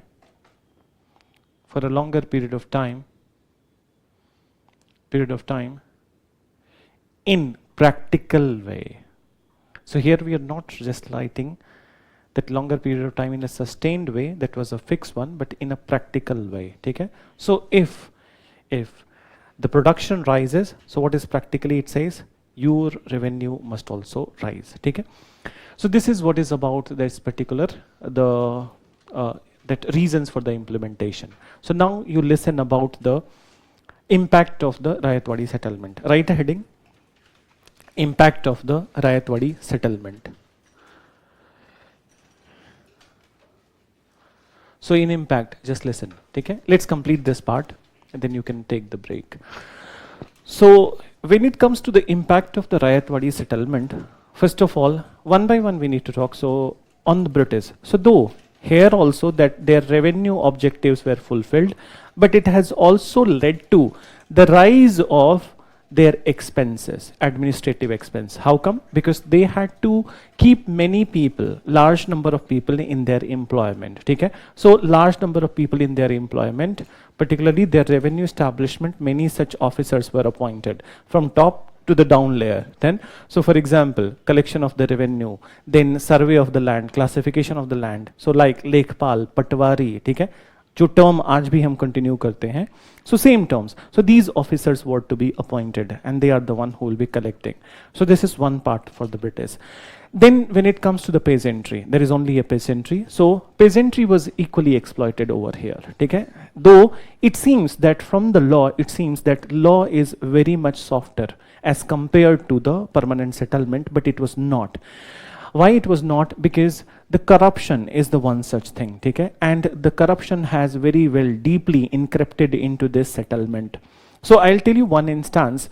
In Bombay Presidency, in one such area, particularly Kheda only, so there was a severe drought at one point of time, and the revenue officials, they have gone to collect the revenue from that particular area. So the people said to the revenue officials that you yourself can see that nothing has grown this year in this area, that there was a severe drought. And then moreover, in the name of greenery, there is only grass in the field, nothing else is there. So then they resorted by saying that grass is a very good produce, sell it and pay the revenue. ठीक है. So such was the insensitivity that चारा, ठीक है, अभी नहीं तभी से है, ठीक है. So the insensitivity. So though the law says that there must be relief, but in practical the relief was not given. For example, in the law it was said that not more than 50% you need to impose the taxes then, but more than 50% was collected. So for example, just like when you are going to that any public sector bank or any other bank, private sector, public sector bank, and the scenario of the corruption is that if you're applying for 10 lakh loan, so they will ask that 1 lakh de do, turant 1 hafte mein loan sanction ho jayega. So you're getting it, that it is your right, okay? Why you should give 1 lakh rupees for getting sanctioned 10 lakh rupees loan? So this is what was happening over here, that they created frivolous cases against the people, and then they are saying that if you pay 60%, so you will be left from these all charges, okay? You have done this, you have done that, okay? You have done stealing in the other's field, okay? You have done this kind of crime. So they were collecting more than the 50%, okay? That is also one part. So now here also the situation of the Indian peasantry was no different than the Bengal area. Then another thing, that it led to the commercialization of agriculture, particularly this settlement. So what is commercialization of agriculture? Cash crops, okay? So cash crops, see that everyone needs these kind of cash crops, every country needs, but for its own need, not to fulfill others' need, okay? So the point was that the cotton cultivation, jute cultivation, indigo cultivation, these all are happening from very long time in India to fulfill our own demands. But now the British have new vigor in this cash crops in India. So the place where the agriculture, okay, the crops like rice, wheat, pulses, they were cultivated. Now British are forcing that you cultivate in this land basically the cash crops. So what it will lead to? The shortage of food in India started to happen because of this, that the land in which the crops for the regular intake must be cultivated, there the cash crops are cultivated, so food shortage was also the one such thing which started to happen because of the commercialization of agriculture. Then another thing, very important one, okay? And this was asked in 2020 paper. So prelims paper, it completely did not eliminated the intermediaries from the process, okay? So though in the law it is mentioned that there would be no intermediaries then, but in practical there were intermediaries. And who were those? So when government started recruiting people into the revenue establishment, so obviously those people who are recruited from the villages and then towns, they are influential people. So influential people like polygars and mirasidars, okay? So polygars and mirasidars, they were recruited into the revenue establishment, and now these people, that polygars and mirasidars, getting their plossy positions in this particular revenue establishment, what they did, that they had beforehand information that what are the policies of the government, where the canals would be created, where the roads would be created, where this measure will happen, where that measure will happen. So these all information, were available to them. Now using this information, they brought large tract of land. Okay? So they brought large tract of land wherever the policies are to be implemented, and later on when the policies were implemented, so they are selling this land on very high prices. Okay? Now bring this particular example into the contemporary scenario. So I'll give you one very good example from Delhi NCR only. So when the development of Delhi NCR started, okay? So NCR particularly, you know that Noida, Greater Noida, and then Faridabad, and then Gurgaon. So these all areas. So these all areas were mainly agricultural land, okay? They were agricultural land, and now they are coming under the urban areas, and the urban settlements will happen over here. So what happened that at this point of time, when the policy was in its very baby shape, okay, it was just a kind of a bud. So who knows this information? You call it insider information. The babus in the every establishment, okay? Babu, I hope you understand. The clerical department, okay? So the babu, bada babu, chota babu, this is how, okay? Sona babu, then so this way. So they all had this information then, and now these babus, they are the one who brought large tract, and this is a real scenario which I'm telling you, okay? They brought large tract of land in these all area of Delhi, okay? They are buying a land, 5 acre of land, just by paying, okay? 10 lakh, 20 lakh, okay? Now this 5 acre of land which they have brought in 20 lakh, they are selling it in 20 crore.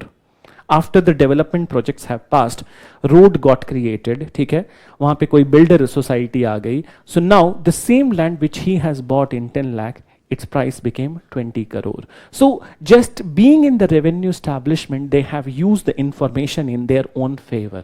And that's how many people became, all of a sudden overnight, they became too rich in these all areas. So this is what was the setting in the Rayatwadi also, that polygars and mirasidars, they use this information in their own benefit. And once their income increased, so they resorted to torture in their own areas. Okay? So result was that by 1855, Madras Torture Commission, it submitted its report that there is hell lot of torture and bribery and corruption in this area, and it needs dire attention of the British government, otherwise something unfortunate will happen. And that unfortunate happened 2 years after this thing, okay? After this report, 1857 revolt mention. I hope you understood this corollary which I have brought over here. So you write number 1. So first we need to write about the British, okay? So impact na. So you mention that it increased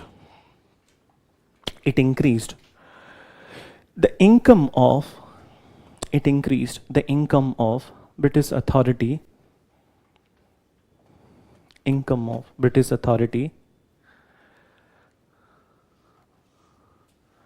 but it also led to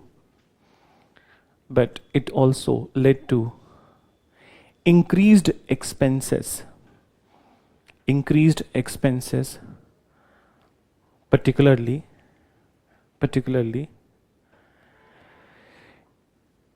in the revenue department.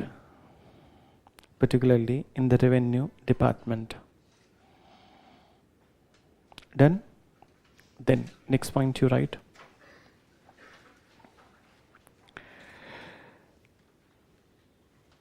The peasants were no better.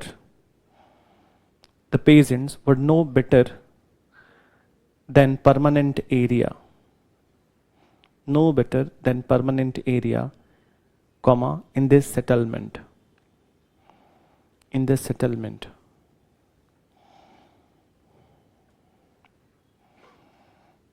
Full stop. But in same statement, same point, you add further. Though the provisions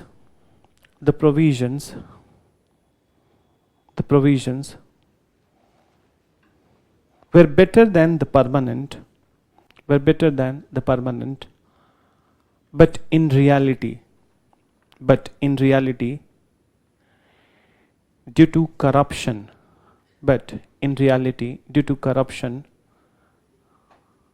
corruption, peasants were still exploited. Peasants were still exploited. Peasants were still exploited. Then you write, it promoted commercialization of agriculture. It promoted commercialization of agriculture so as the increased production of cash crops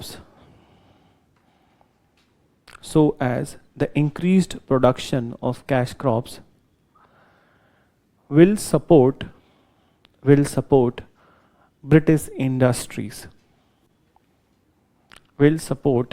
British industries.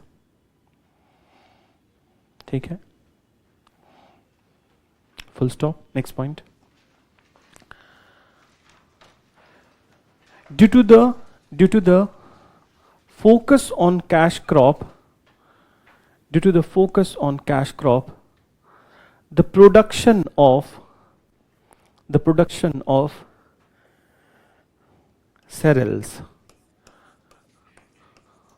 production of cereals, like wheat, rice, pulses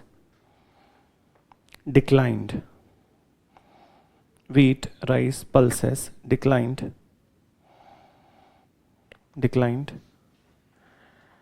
And there was often a situation of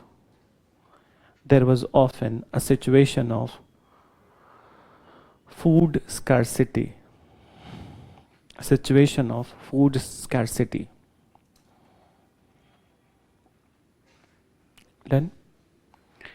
Then you write, next point, it did not completely eliminated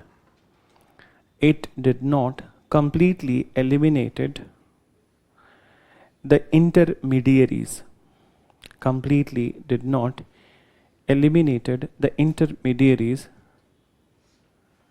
From the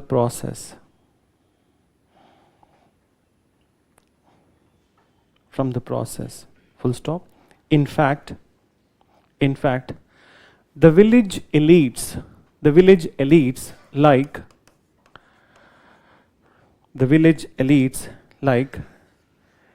mirasidars and polygars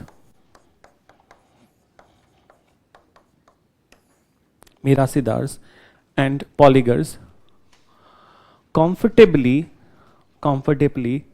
placed themselves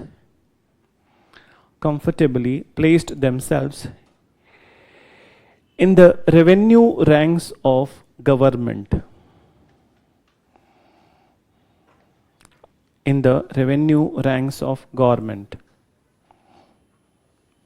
After getting their appointment,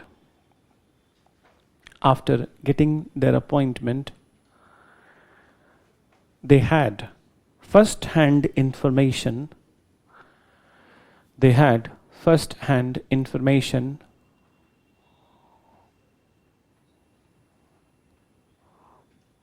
regarding the developmental measures of government.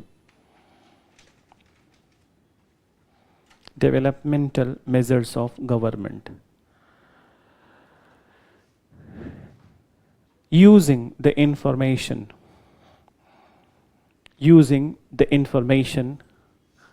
they brought large tract of land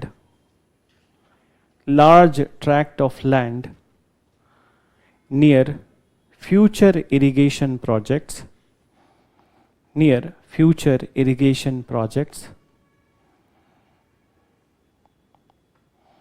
and other projects.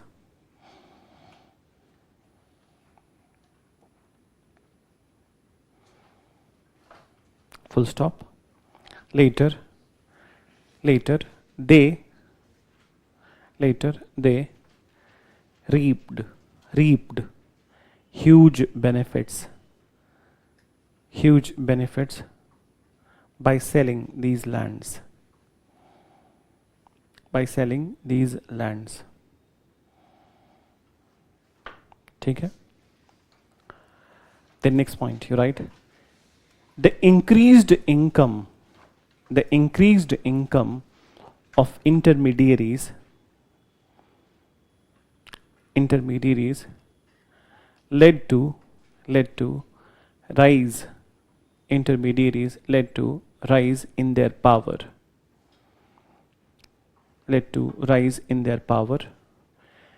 And they further resorted to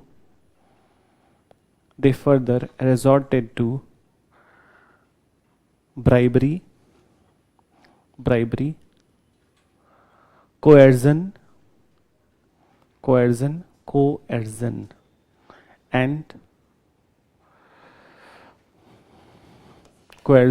and corruption. Just let me write this part. Coercion and corruption. Full stop. Then next point you mention. In 1855, Madras Torture Commission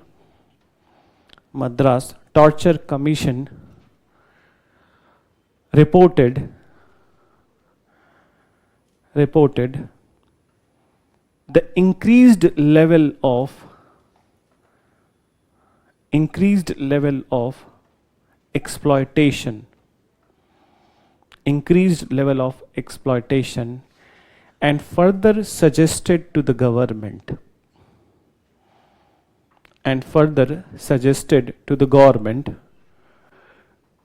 to bring reform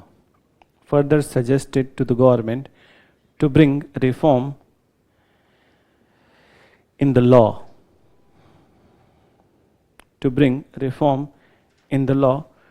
to avoid any major mishappening.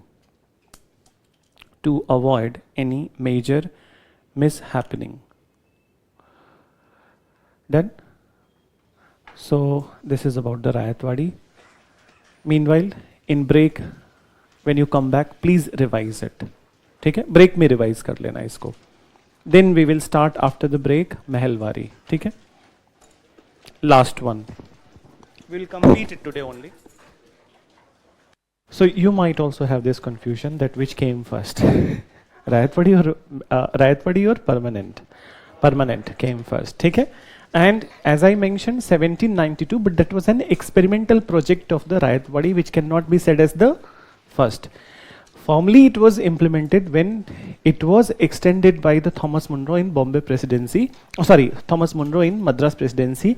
So from there onwards, the date is considered. ठीक है? पहले वाला नहीं, पहले वाला experimental project. So now let's come to the last one, that is Mehelwari.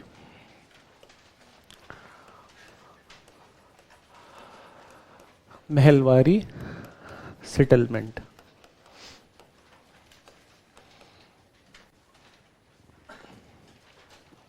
So listen. So when it comes to the Mehelwari settlement, first of all, that in this, how it all started.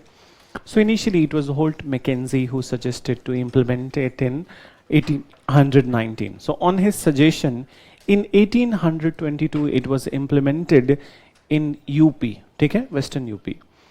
Later on in 1833, at the time of the William Bentinck, Martin Byrd extended it to the rest of the North India, ठीक है. Then how much area it covered? 30%. That's the remaining 19% Bengal, ठीक है, oh sorry, permanent, and 51% Rayatwadi. So this one will cover 30%. Then why it is called as a Mehelwari settlement? So first of all, Mehel is a unit. And this unit basically it was created at the time of the Akbar. Okay? So Akbar has divided the entire area, Mughal territory, into many subdivisions. So for example, so Mughal Empire was subdivided into Suba. Suba means provinces. ठीक है. Suba means provinces. Suba was divided to Sarkar. Sarkar was divided into Pargana, and Pargana was divided into Mahal, and Mahal was divided into villages. ठीक है. So this was the system. So basically what is Mahal? It is the collection of the village. ठीक है. There are two things. ठीक है. Either it is a collection of a village, ठीक है, or it is a zamindari estate. ठीक है. So दो चीजें हो सकती हैं. One, it is the collection of few villages, small villages, 4-5 villages as a one unit. And when the land that where their zamindar is there, so it is a zamindari estate. Okay? So basically it is the mixture of this Mahalwari is considered as mixture of both Rayatwadi and permanent. Okay? So now Mahal as a unit was created. Okay? So Mahal as a fiscal unit was created from which the revenue was extracted. Now what they did, that as I'm mentioning that there are two type of people in this one. One is the villages which are combined, okay, and known as Mahal. And in fact, one area which is the Zamindari area, there is a Zamindar. So that is also considered as a Mahal, okay. Now, the area where Zamindar is not there, the place where Zamindar is there, he will pay the revenue, and place where Zamindar is not there, so the village headman, okay, the contracts were signed with the village headman, and there is a very popular word in this part of the country, Western UP, Haryana, Rajasthan, okay, Punjab, and the word is lambardar. Have you heard about it? So it is even popular till this point of time. So lambardar. So agreements were signed with the village headmen, lambardars, okay, regarding the collection of the revenue. So they collected the revenue and moreover submitted it to the British authority. Then what was the revenue demand? So revenue demand of the government was somewhere closer to the 66%. It was highest, one of the highest. Okay? So sometimes it was reduced to 50, but very soon they revised it to 66. So maximum demand was the 66% of the revenue. Okay? Then another provision like the permanent and Rayatwadi, it also had the provision that if there is a default on the payment, so land ownership right would be confiscated. Okay? So land ownership right would be confiscated and it will be sold into the market by auctioning process. Then another very important part of this settlement was that for the first time, the map and register was used in this settlement. What is the usage of the map and register? Basically, the maintenance of land record. Okay?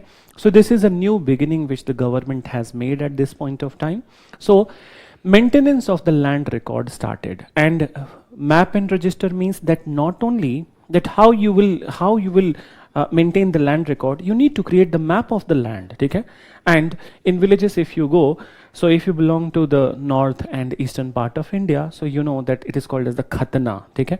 So basically that those map of the particular land. Then the measurements are also mentioned and it is recorded in a register. So this is a new thing. And then what else? So this all started, and rest of the features are like the Rayatwadi only, that land ownership right. Okay?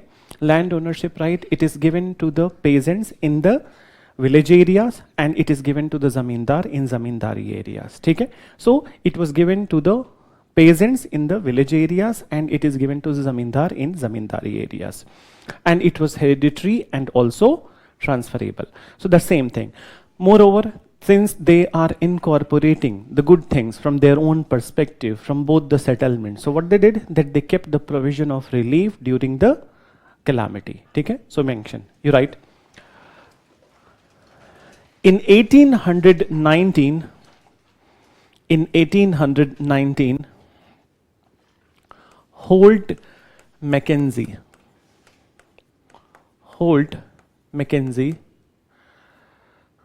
suggested to implement it.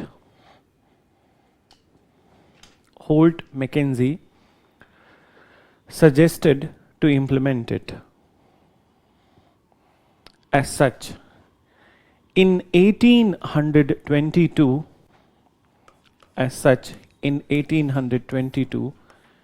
it was implemented in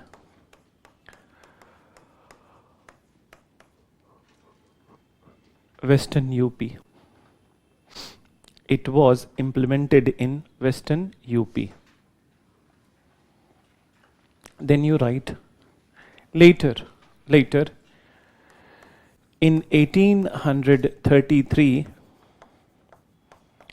1833 Martin Bird extended it to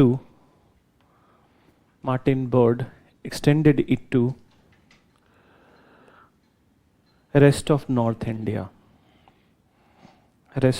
North India. It covered near about 30% area, of British India. 30% area of British India. Provisions. Mention number 1. It had the elements of both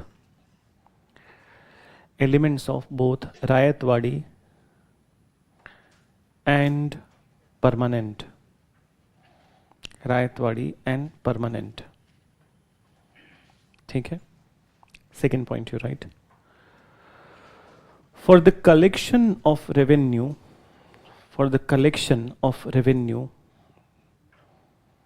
Mahal, a fiscal unit,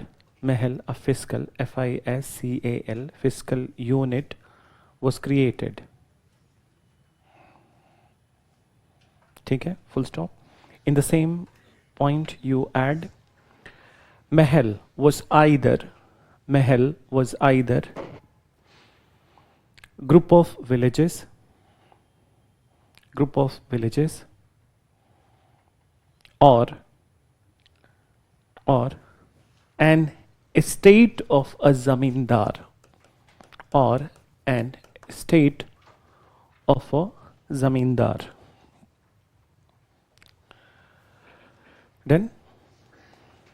Then next point you write.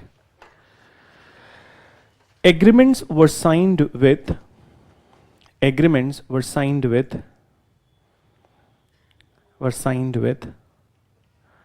village headman, lambardar,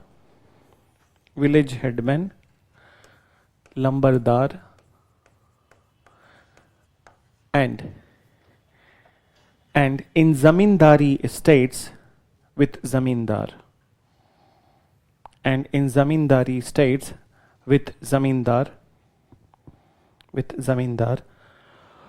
For collection of revenue.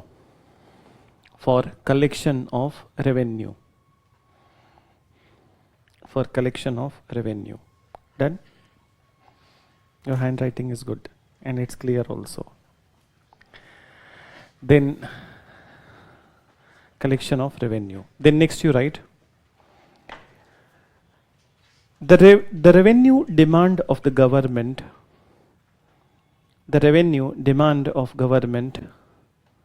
Was very high. Around 66%.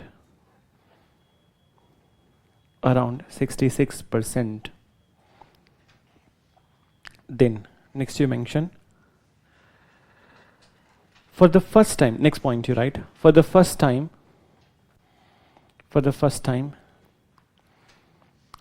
in this settlement.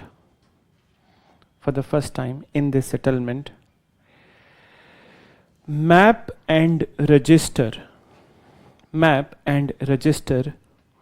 was used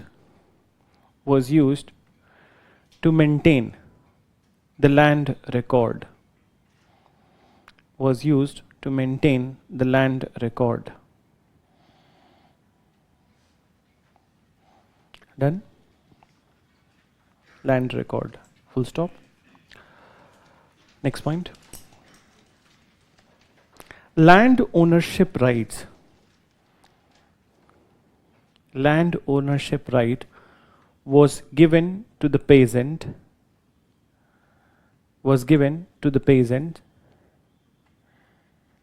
in non-zamindari area,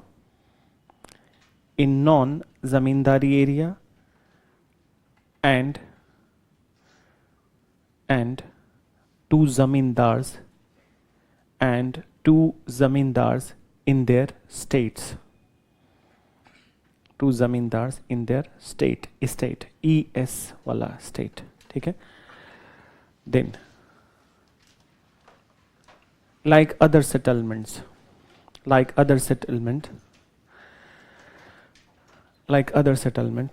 the ultimate ownership of land,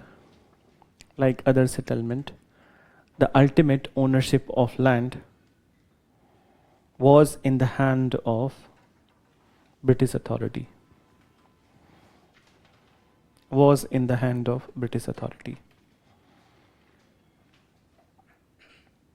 Done.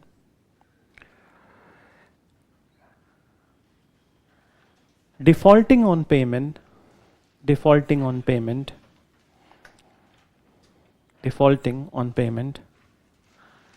led to confiscation of land. Defaulting of payment led to confiscation of land.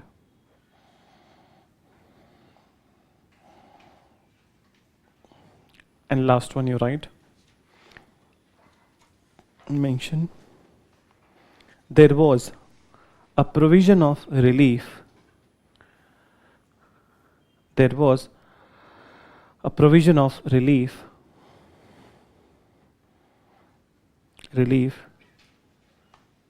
during crop failure due to natural calamity.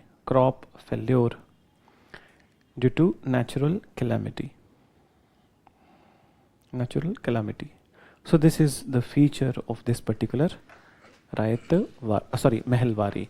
So now the reasons. So once again, since it is coterminous, that side by side with the Mehelwari, Rayatwadi. So the purpose was similar, exactly similar. That utilitarian thought, and as per the utilitarian thought, they wanted to promote the cash crops in India. So cash crops in India, and these cash crops will support the British industry. So British industry, but moreover, they also wanted at the same point of time, one difference with the Rayatwadi, that they wanted to minimize the administrative expense once again. So that's why they have signed these agreements with the lumbardars also, and then also the Jamindar. So you mentioned, likh lo वैसे तो. So reasons for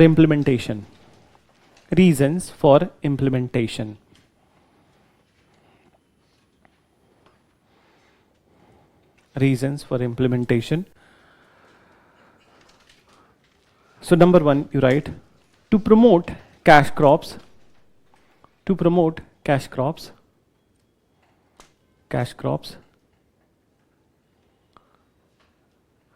support the British manufacturing industries.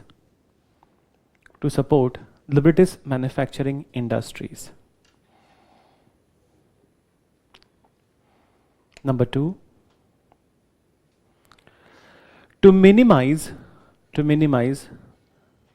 the administrative expense,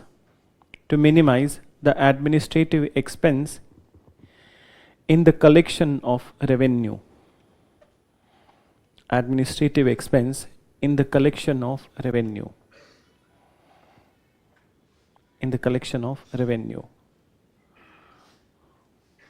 Okay? Number three, they did not wanted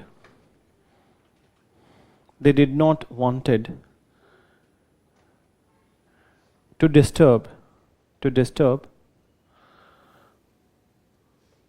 the feudal order in this part of the country.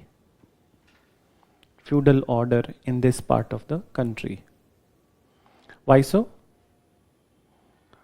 Batao, what is feudal order in this part of the country?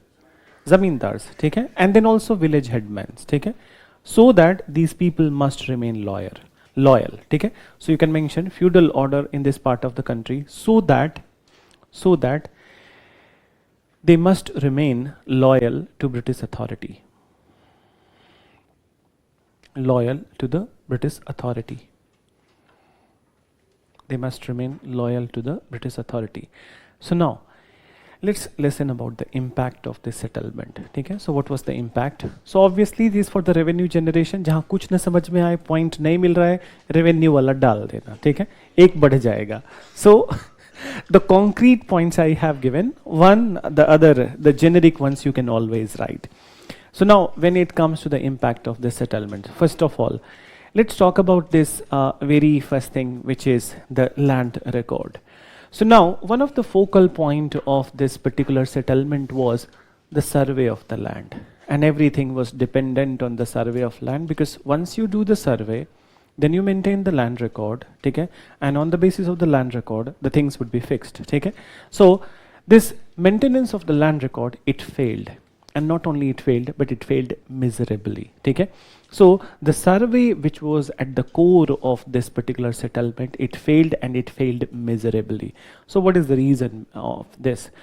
So now, that for survey and classification of land, you need large number of employees, okay.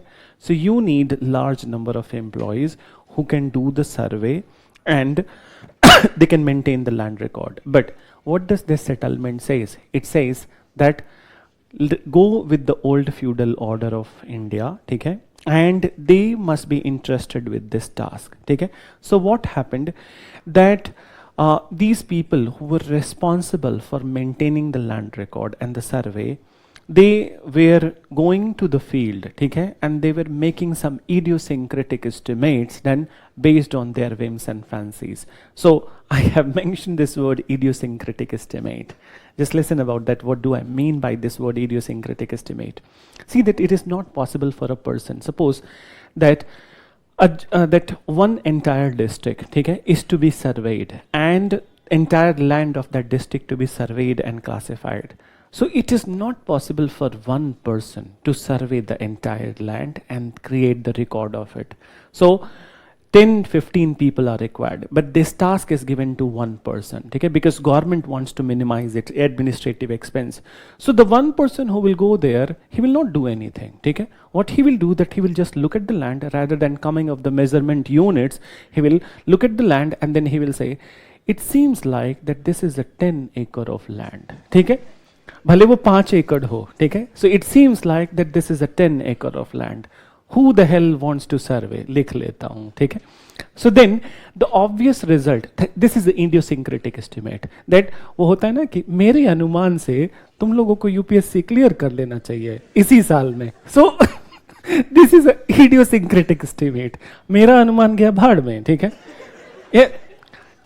Your preparation will decide, ठीक है. So that is the reality, that the original thing was different, but anuman is different, okay. So now that obvious result was over assessment. So obvious result was over assessment, and then increased rates of the taxes. So that is one such part. Moreover, it has also led to one new thing in the particularly Punjab, Haryana, Western UP and Rajasthan, the agricultural hub of India. So what was this? That when the revenue demands of the government started to increase, so what happened, that people who were not able to give the revenue demands, so when they were threatened, so what they did, they started selling their lands, okay? So they started selling their lands, and this led to the commodification of land. So in previous one we mentioned commercialization of agriculture. Here what is happening? Commodification of land is happening. So what is meaning of this word commodification of land? That land can be purchased like a commodity in the market, and it can be sold like a commodity in the market. It is very easy to sell and purchase a phone from the market. Okay? That's why we call it as a commodity. So there are n number of the things that we are using that's a commodity and which can easily be sold and purchased. So land also came in that category, that it can be easily sold and purchased in the market. And moreover, when the land is sold, so their prestige is affected. Okay? Their prestige is affected, and then moreover, in the society they are seen with a kind of downgraded category, and then after here also it is promoting the farmer suicide. Okay? Few more things are there. We will write, but first you mention these two. So impact. In this you write number 1. The survey which was at the core of this settlement failed miserably.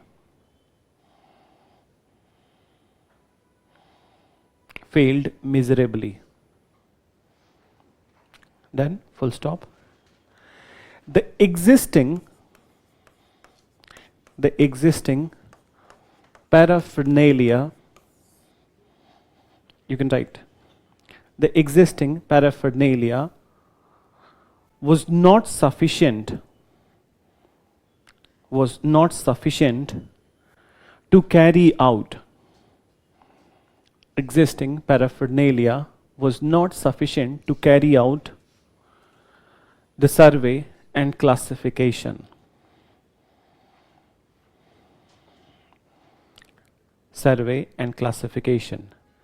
As such, land records were created.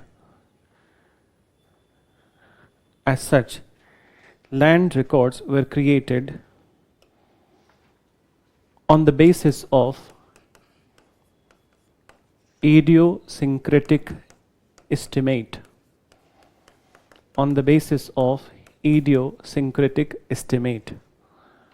So in Hindi you can say kuch bhi. Okay? That is what is the meaning of the idiosyncratic estimate. कुछ भी जो दिमाग में आया लिख दिया. ठीक है? एग्जाम में भी कभी कभी करते हैं हम लोग. नहीं, असाइनमेंट में देखा है मैंने. लास्ट वन कुछ लोगों ने कुछ भी लिखा है. ठीक है? So idiosyncratic estimate. Then after full stop you mention the obvious result was over assessment. Obvious result was over assessment and overburden on peasantry. Over assessment and overburden on peasantry. ठीक है? Then you write it promoted commodification of land. It promoted commodification of land.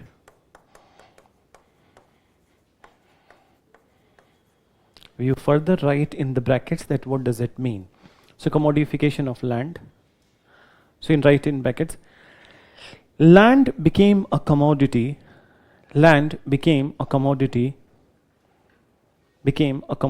which can be easily sold and purchased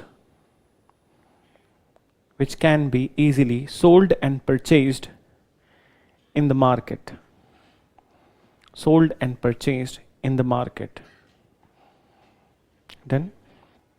Then further you listen. So promotion of this same thing that we have mentioned over there in the Rayatwadi, that the promotion of the cash crops here also, it impacted the cultivation of the food crops, and then there was a shortage of food. Okay? Then the agricultural depression of the 1828, it further worsened the situation, meaning that here also there was the effect of the drought then, and then depression was there in this area. So it further worsened the situation. And then one last thing, the the anger and the frustration of the peasantry of the North India was to be expressed rather loudly, that too in the revolt of 1857. So you write, increased focus on cash crops, increased focus on cash crops led to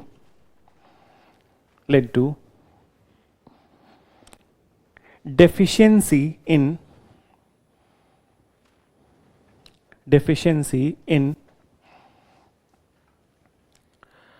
production of food crops.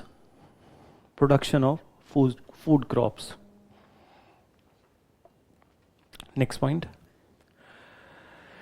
The agricultural depression of 1828, the agricultural depression of 1828 further worsened the situation.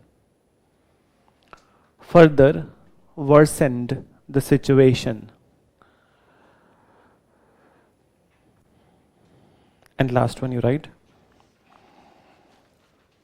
the frustration and the anger. The frustration and the anger of the peasantry of North India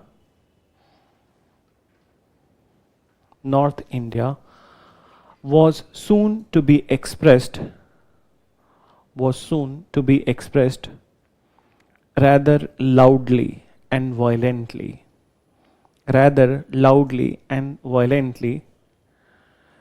in the revolt of 1857.